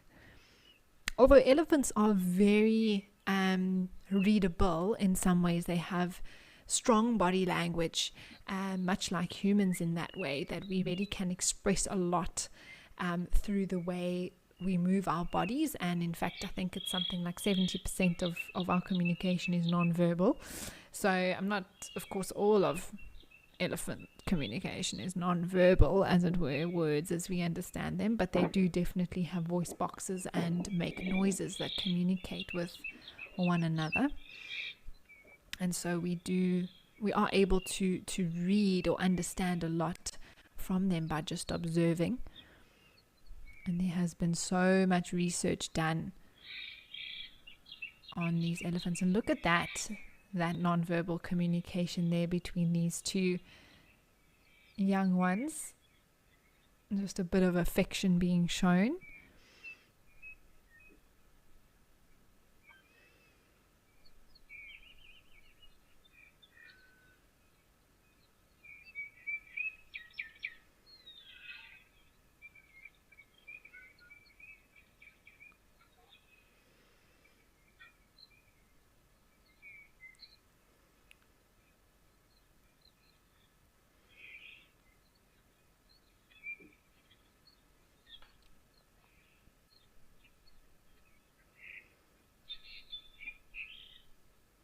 We were talking about the elephant's tail earlier, and one of the signs that we know when an elephant is really upset is when that tail sticks straight out like a line.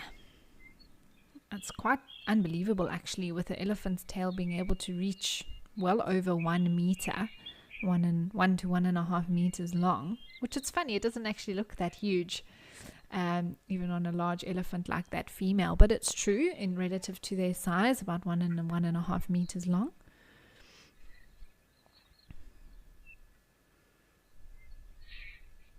And can you believe it? Bones that run all the way from the top to the bottom. Earlier, Picasso asked a very interesting question about an elephant's tail in sections. Now, Picasso, if you have any extra info on that, please do send it through, because it's something that I haven't heard of specifically before.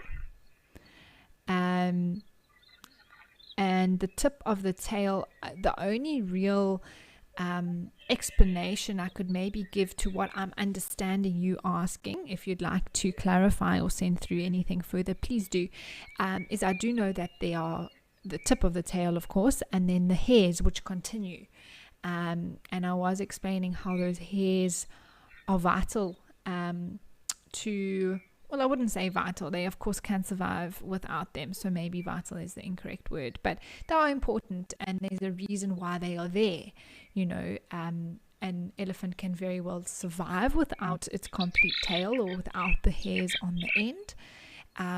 But it is far less effective in being able to swat those pesky flies and bugs away.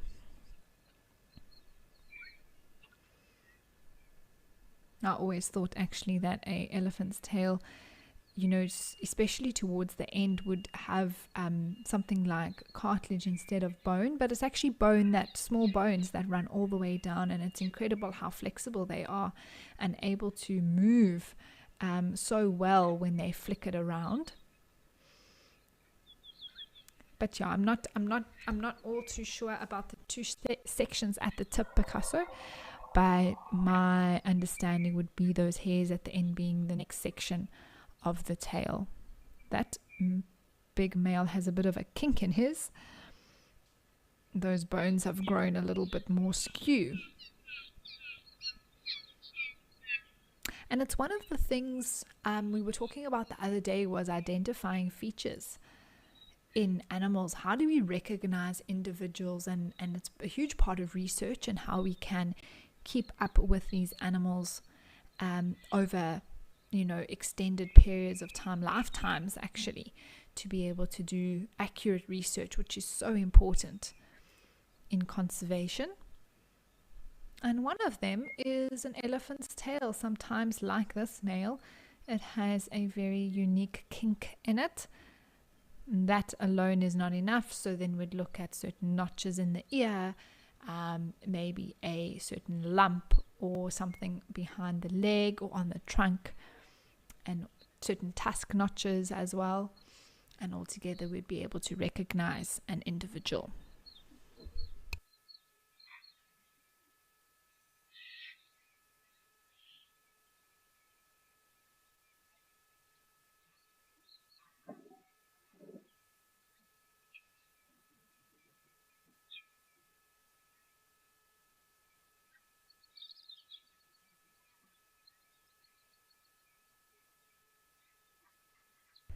Hi Lyra, thank you for sending through your comment. You say that you're enjoying the relaxing bird calls and you are missing the bush. Absolutely, there's nothing like a show like this to make you want to plan your next holiday.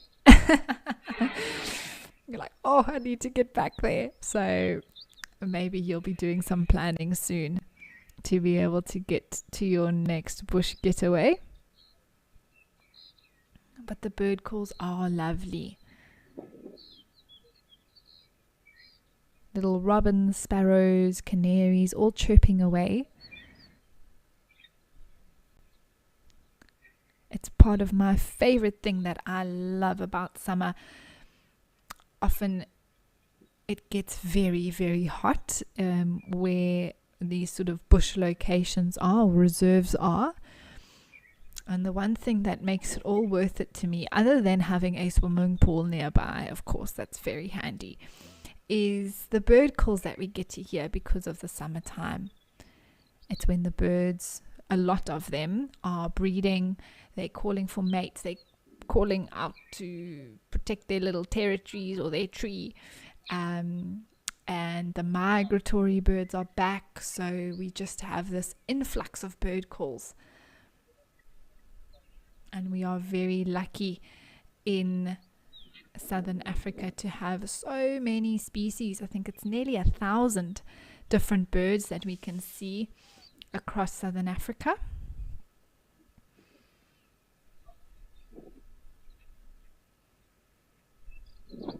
And even in the winter when it's colder, we still get to hear birds calling. We still get to have that sound. In many countries when it gets so cold, snowy and icy, often there are no bird calls in the winter time just because for that reason. And so we are lucky to be able to hear them all year round.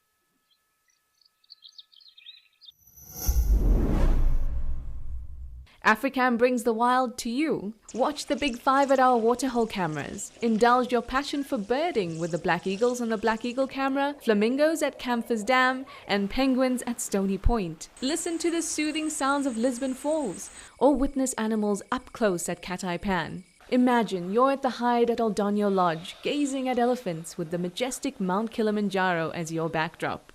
Join us at Africam for an extraordinary wildlife adventure.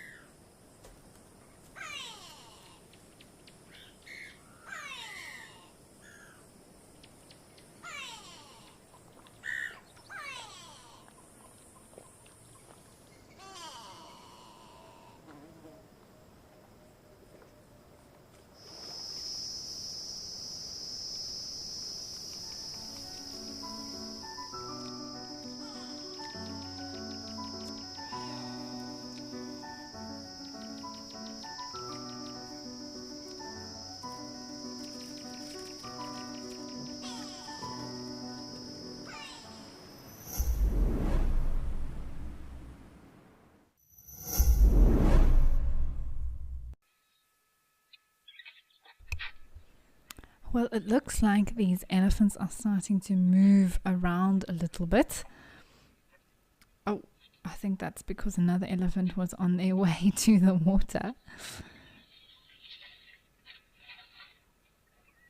And that's incredible. We didn't hear any clear communication there in terms of what we could hear, but there was clearly some communication between the group there.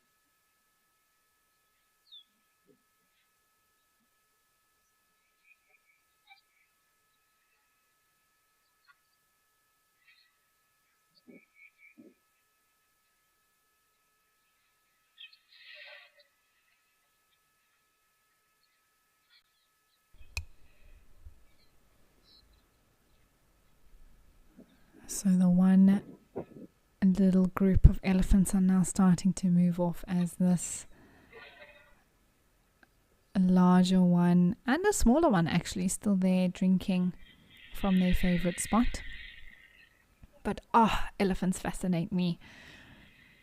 There really is just always something new in terms of interpretation of their behavior, everybody. It's a fascinating study and one that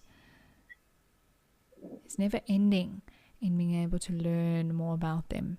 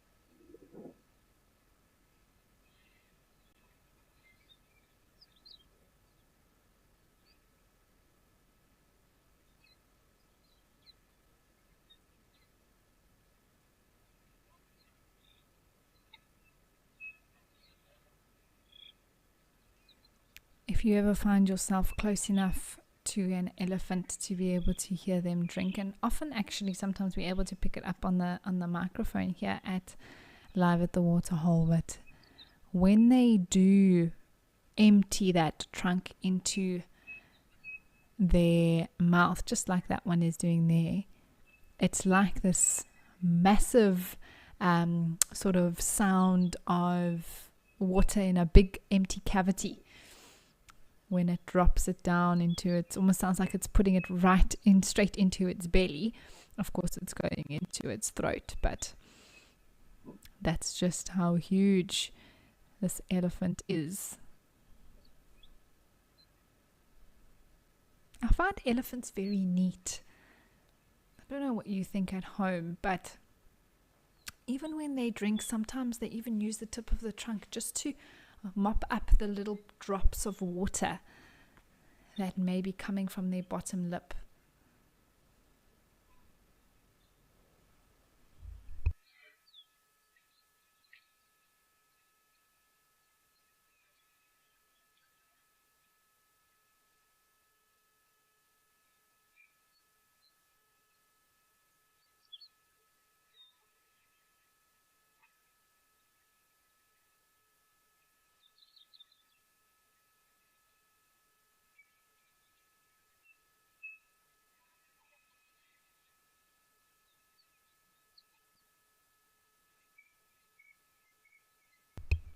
Hi, Lucas. Yes, absolutely. That is the best way I could even describe it myself, Lucas. It's very peaceful to watch these gentle giants, especially these two here together. The one, putting its head over the smaller one. It's just that it just is this sort of serenity, tranquility that we get from watching these, like you say, giant animals, yet be so gentle, placid, calm when going for a drink at the Waterhole.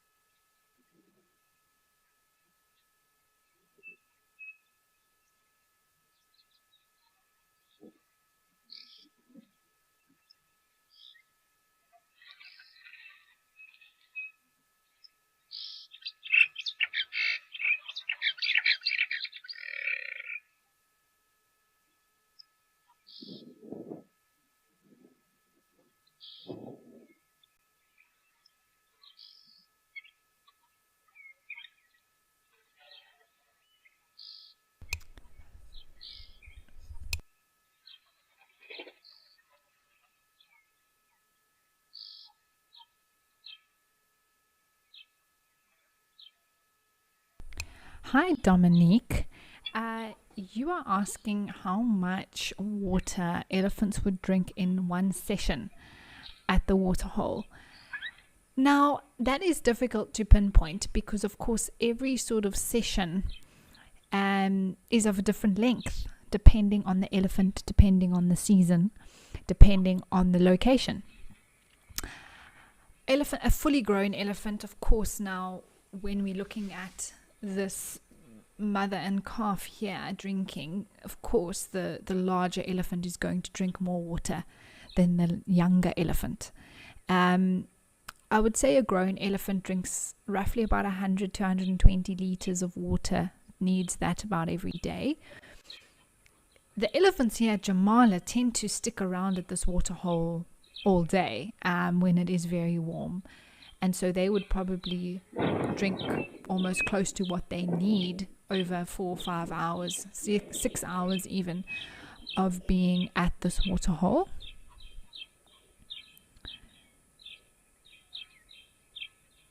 Apparently they get about 5 liters or so in their trunk, maximum that they can fit in there when they suck some water up and then deposit it in. But I don't think they fill it every time. They probably suck up maybe 2 liters or so and then put it into its mouth.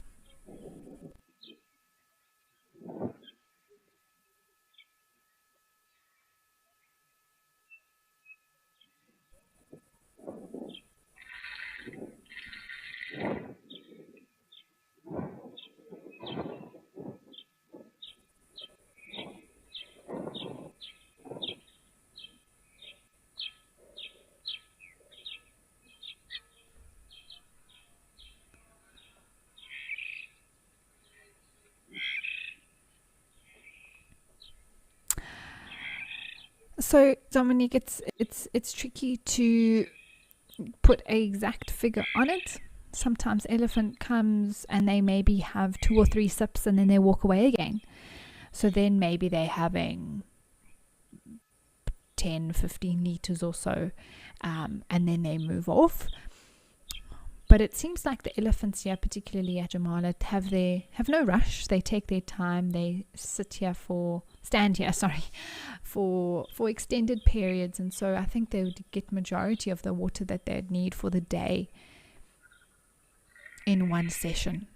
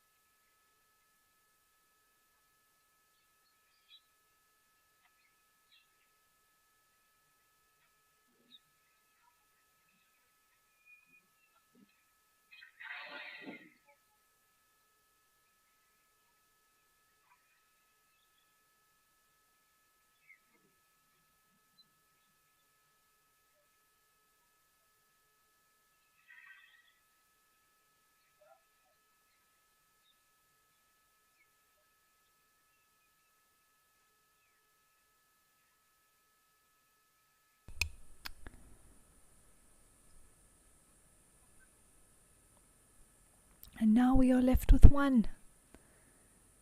I wonder when this little one is going to decide that it needs to keep up with mom.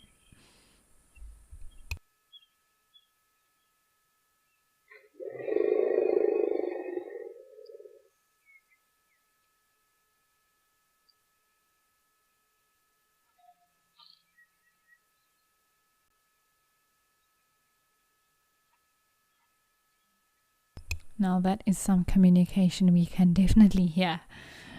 I remember when I first started hearing elephants actually make a noise, but I couldn't see them, so it was sort of a distant rumbling like that. Without actually seeing an elephant, I first thought it was a lion. Just because of how deep and guttural that noise is.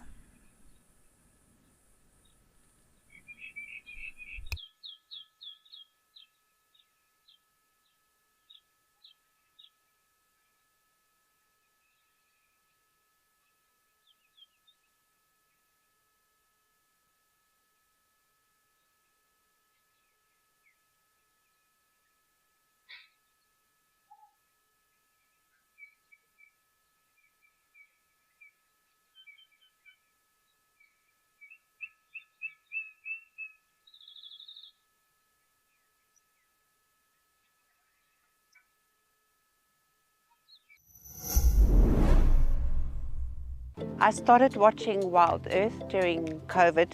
I decided that I wanted to study more, and I saw that Eco Training Pridelands was doing courses, and I decided to do the 8-week online theory course at the end of last year. There's just so much out there to learn and to experience. Sign up for an Eco Training digital course today with the promo code to receive 200 Rand off.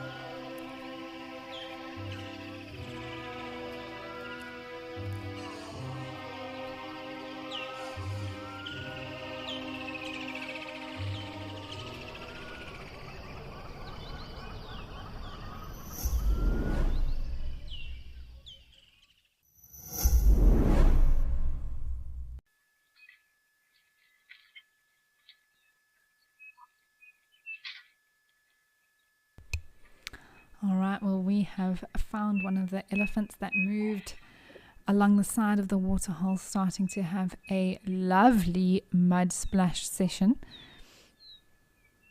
I do enjoy watching elephants do this, everybody. I must say, it never gets old. I just cannot believe every time how accurate they are able to be with that trunk in splashing themselves.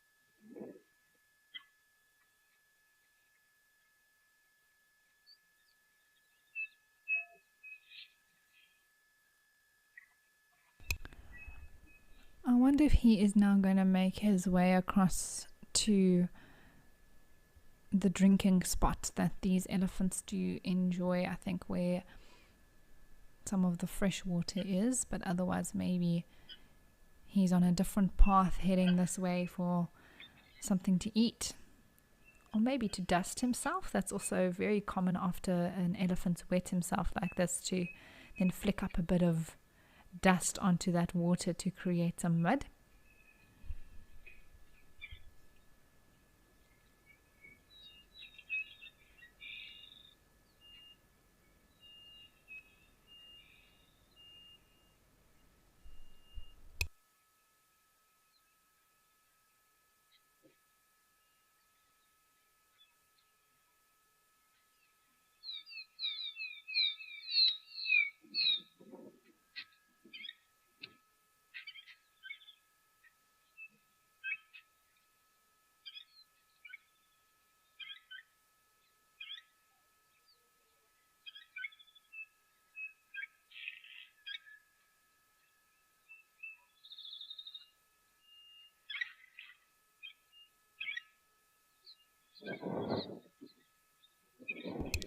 And there we go. He did end up going to that little spot, everyone, where I think the cleanest and freshest water is for these elephants.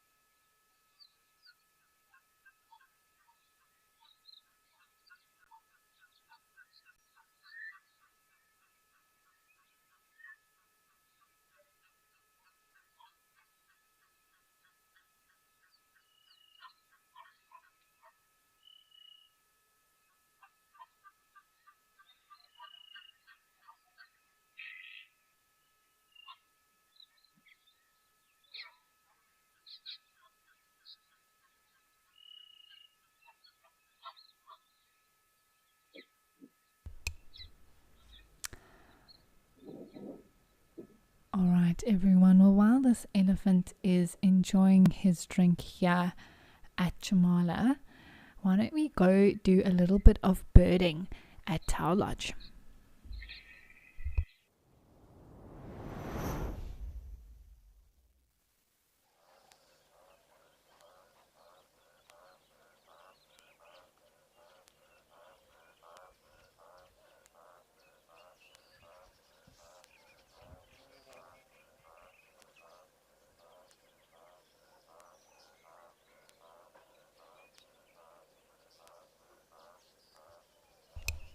All right, well, we have found our resident spoonbill here, everyone.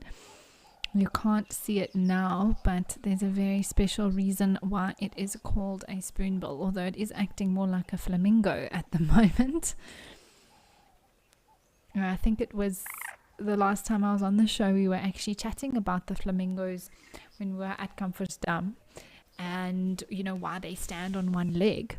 And I was saying, you know, they're not the only birds that do it. There are plenty of others that also stand on one leg. And here is an example of that, everyone. So does a spoonbill. And it's all about keeping that leg warm. So because they can, of course, balance very easily on that one leg, they can stand, warm up the other leg within its feathers very close to its body. And then it'll swap it around. I'm not sure exactly when, if we'll see that happen or not. But they do eventually swap around their legs. And then the other one can get nice and warm.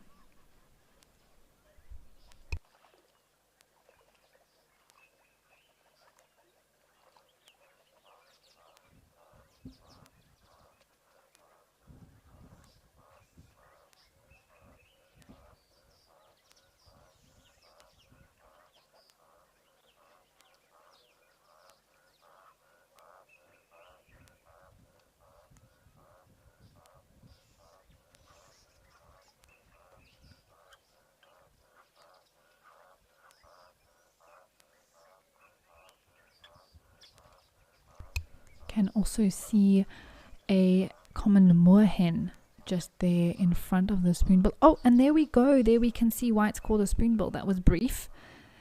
But to me it looks like a wooden spoon. Very long, thin handle with a big round end to it.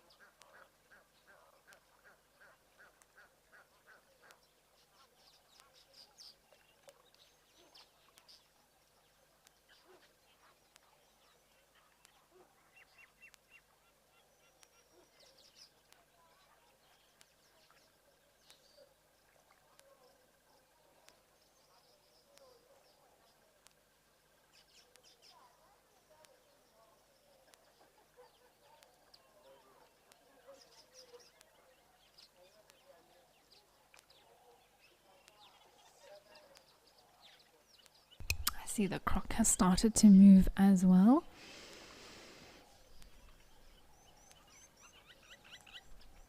So one may argue that the standing on the one leg has to do with conserving energy, but in fact, you know, energy is heat. And so therefore we end up with a situation that it's actually one in the same, isn't it? So by being able to prevent heat loss, it's therefore conserving energy. So in terms of one or the other, it's actually both. By holding that foot up right next to the body and keeping it warm, it prevents the loss of energy through the cold air that the leg is exposed to, and therefore when they swap them around, the same thing occurs in the second leg.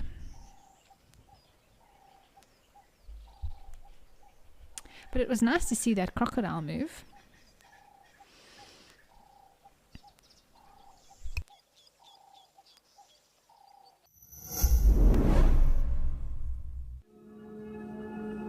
Better is more than a word to us. It's a commitment to conserve our nation's precious landscapes, oceans, and wildlife.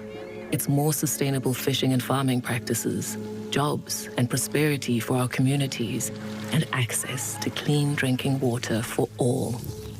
Better is believing that together we can make a difference. For nature and for you.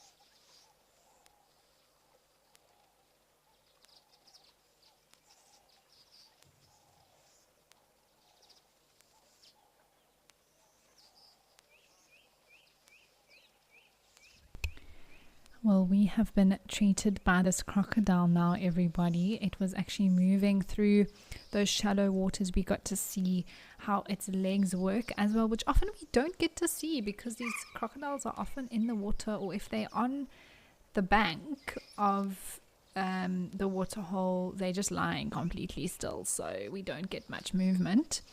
So this has been lovely. And there's a little 3-banded plover that's busy pecking away there on the side. I'm sure it is also very cautious of this crocodile.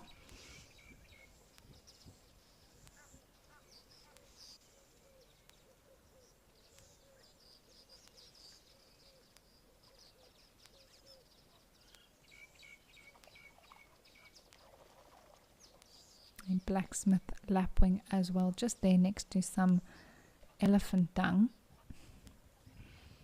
And an Egyptian goose. Oh, it's amazing how sometimes you arrive at a waterhole and there seems to be nothing there. And then we're lucky now because we've got this camera with incredible zoom thanks to Africam. But you get out your binoculars and you actually look around and you start to see so many things. And this is a typical example that the more you look, the more you see. We had some beautiful water thickneys calling just there in the background. One of my favorite calls to hear when visiting a waterhole.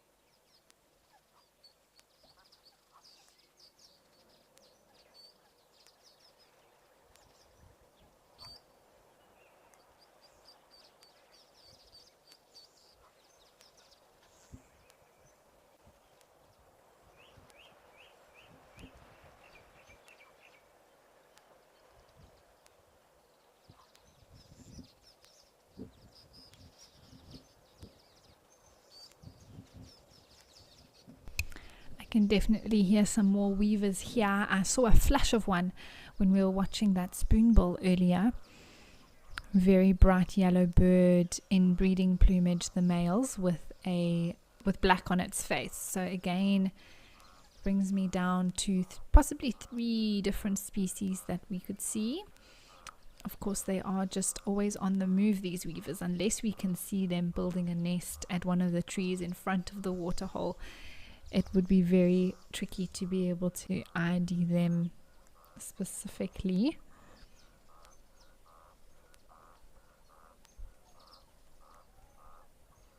And there's one of the water thickneys. How well camouflaged is that bird, everybody?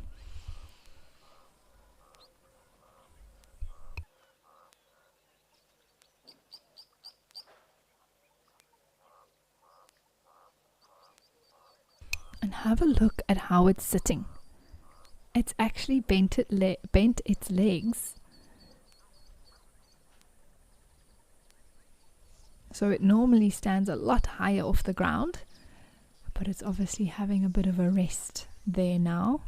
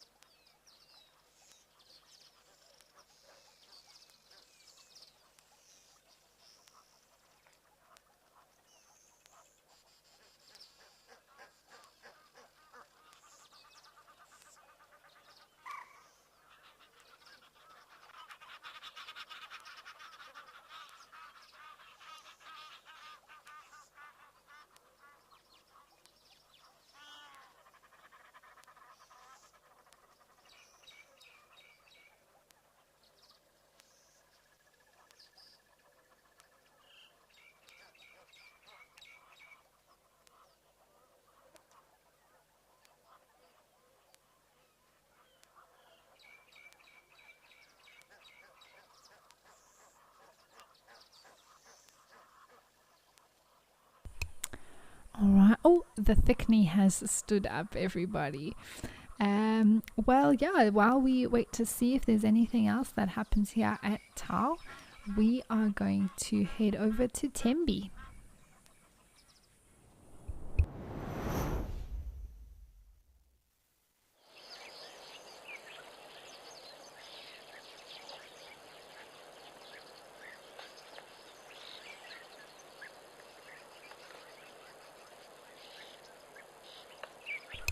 Oh wow, everybody. We've got some male and yalas having a go at each other. This is very cool.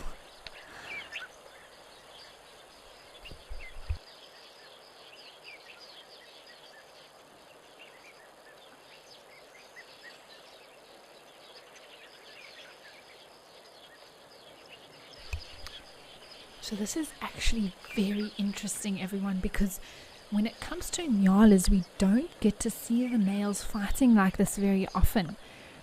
They have an absolutely incredible dominance display, which they do, where they walk parallel to one another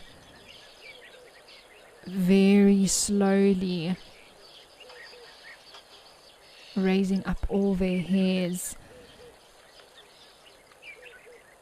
and sort of try and avoid the contact. And one usually then submits. But here we are actually seeing them go head to head, so they are quite evenly matched, although they didn't look super serious, I must say. It was more, I suppose, playful in some ways. So maybe these are just two younger bulls, although their horns are quite big, I must say. They're not like they are very young males by any means. Oh wow, the weavers now are going crazy, everyone. A classic summer sound at the Waterhole.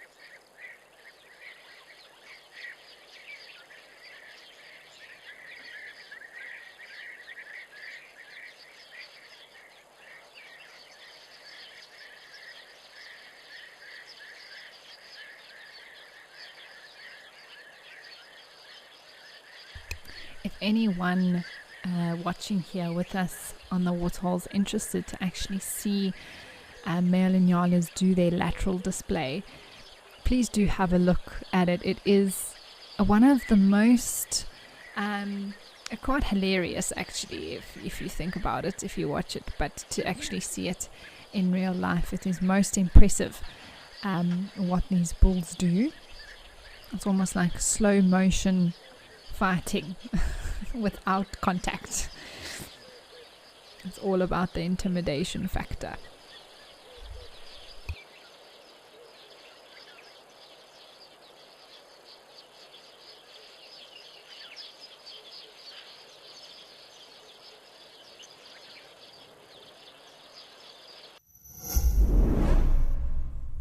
Are you in search of a unique, unforgettable adventure in the wild? Imagine living with the animals you see on TV while getting an inside look at how a live safari TV show operates.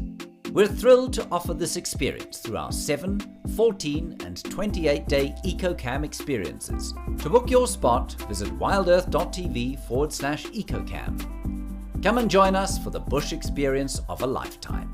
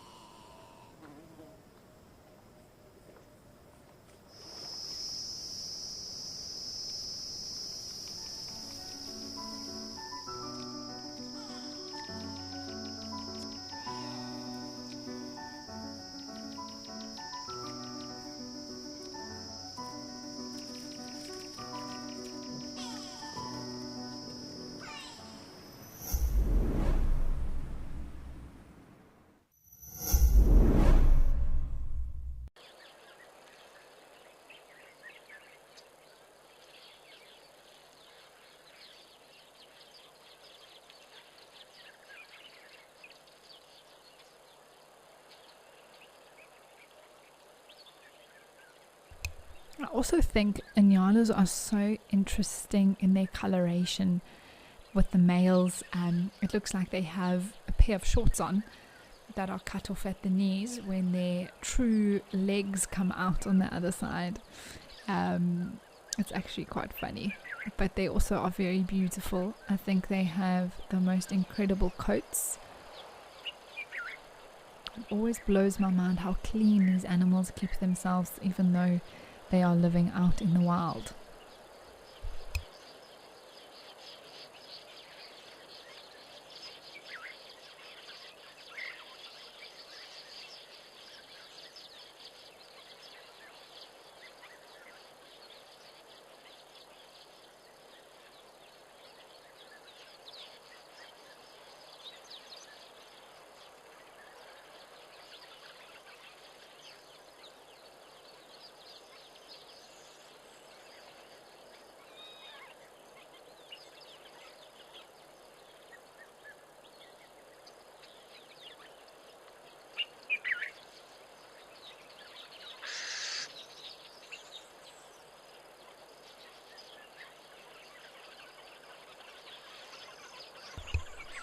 I can also hear a red-chested cuckoo calling in the background every now and again.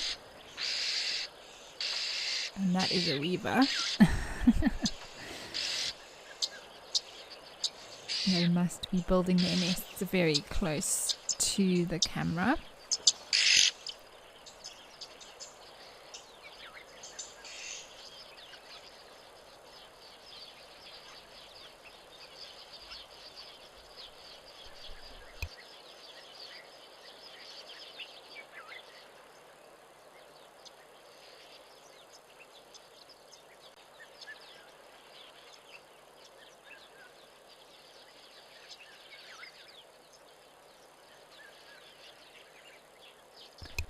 Also waiting to spot our first impala lamb, everyone. It is now really getting to the time where any day now on any one of these feeds we could see the first little baby.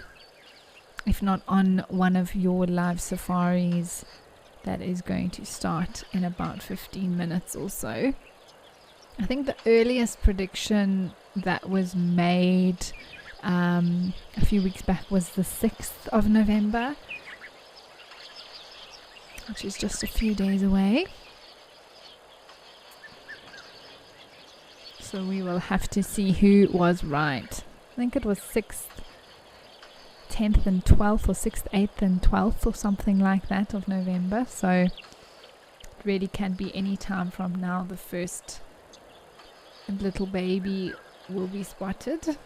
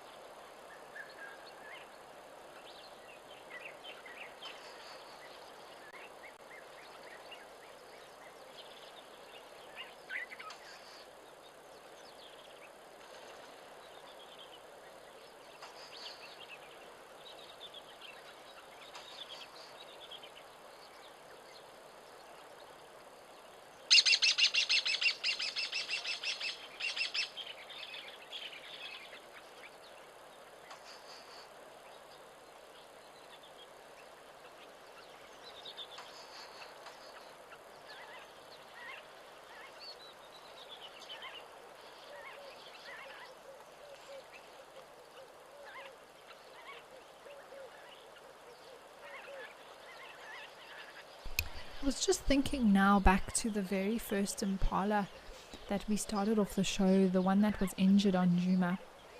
And the one thing that we didn't see were any oxpeckers on her. And it's fascinating to me because there would have been a lot of blood there, of course. And one of the things that we often talk about as guides and sort of in conservation and you know, people are doing a lot of research into it is the relationship between oxpeckers and the host species which they feed off. and whether they're actually helping or harming the animals. And I was just thinking now, very easily those oxpeckers could have kept that wound very well open and kept it quite bloody and fresh, but they haven't done that to that individual.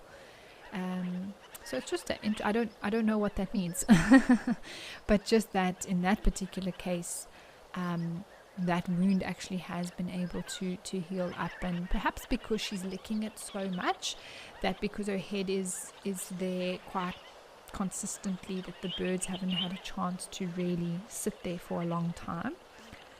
But it's just an interesting thought that I had now just watching these impalas, as to what impact the oxpeckers would have on a wound like that. And in that particular case, it doesn't look like they have kept that very bad wound open, causing it not to heal and therefore harming the impala's ability to live successfully in that environment.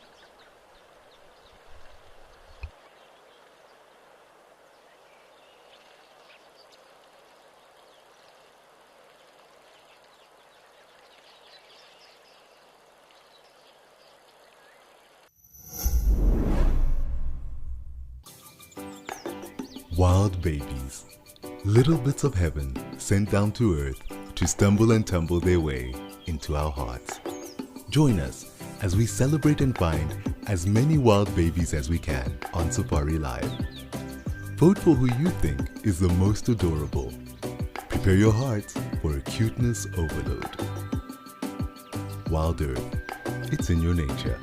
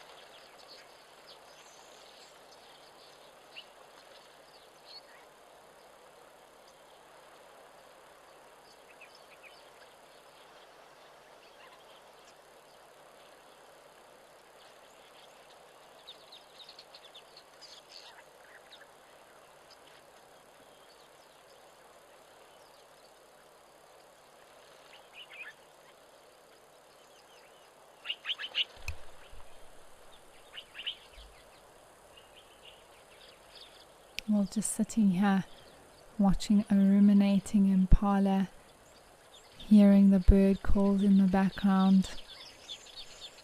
It really doesn't get better than this, everyone. I think it was Lyra who mentioned that watching this show has made her miss the bush, and it's very, very true. I think when we spend this time here, it just makes us want to go on our next safari. But I'm so grateful that the show allows to bring, Africa into your homes or workplaces, wherever you are, a little bit of safari to you, right where you are.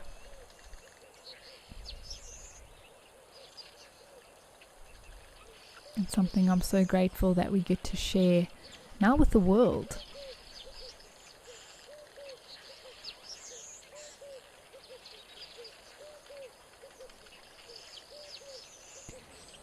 Maria D, you are saying the first lamb's going to be on the 7th of November. Lucky number 7. Well, Maria, we shall see. I will be on the show until the 10th of November, so that covers all the way till then. So who knows, maybe we'll be able to see it together.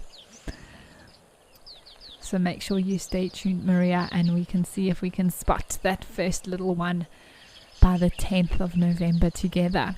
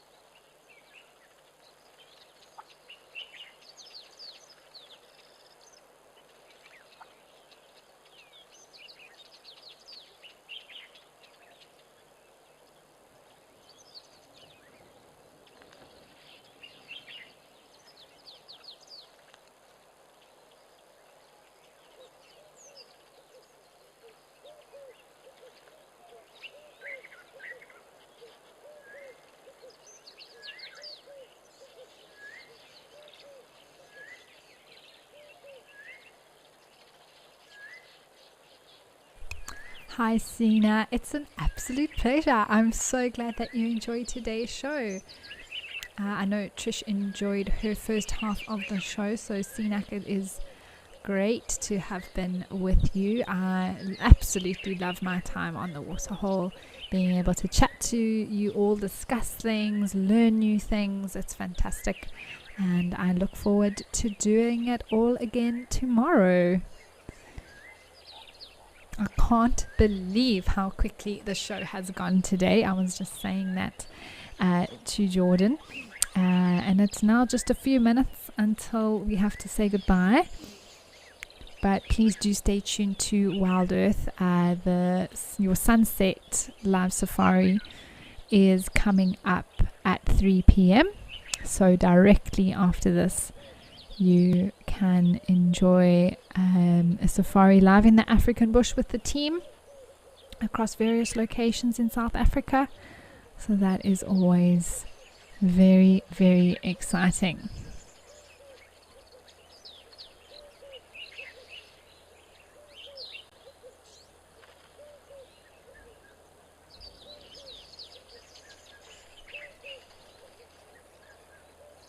It was lovely to see the elephants slowly returning to the different locations after the little bit of cold weather that we had, so that was a treat. And I do think it's getting quite warm tomorrow. We'll see when we check the weather tomorrow morning, but I think we may see them back out in full force once again.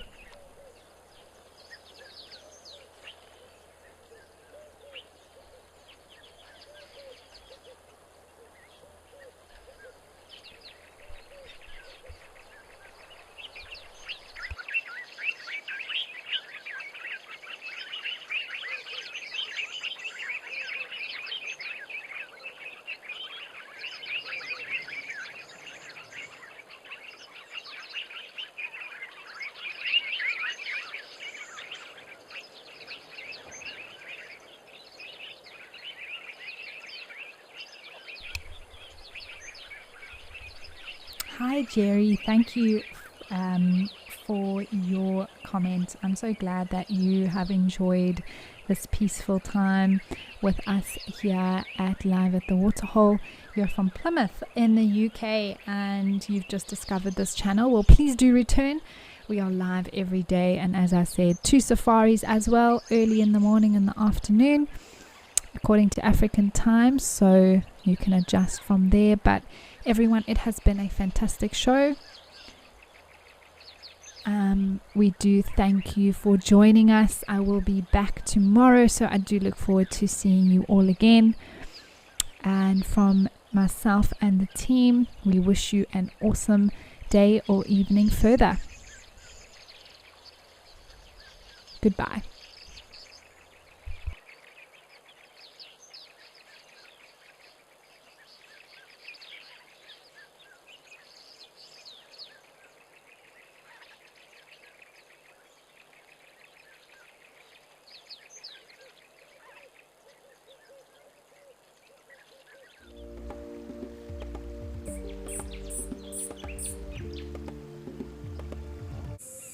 This program features live coverage of an African safari and may include animal kills and carcasses. Viewer discretion is advised.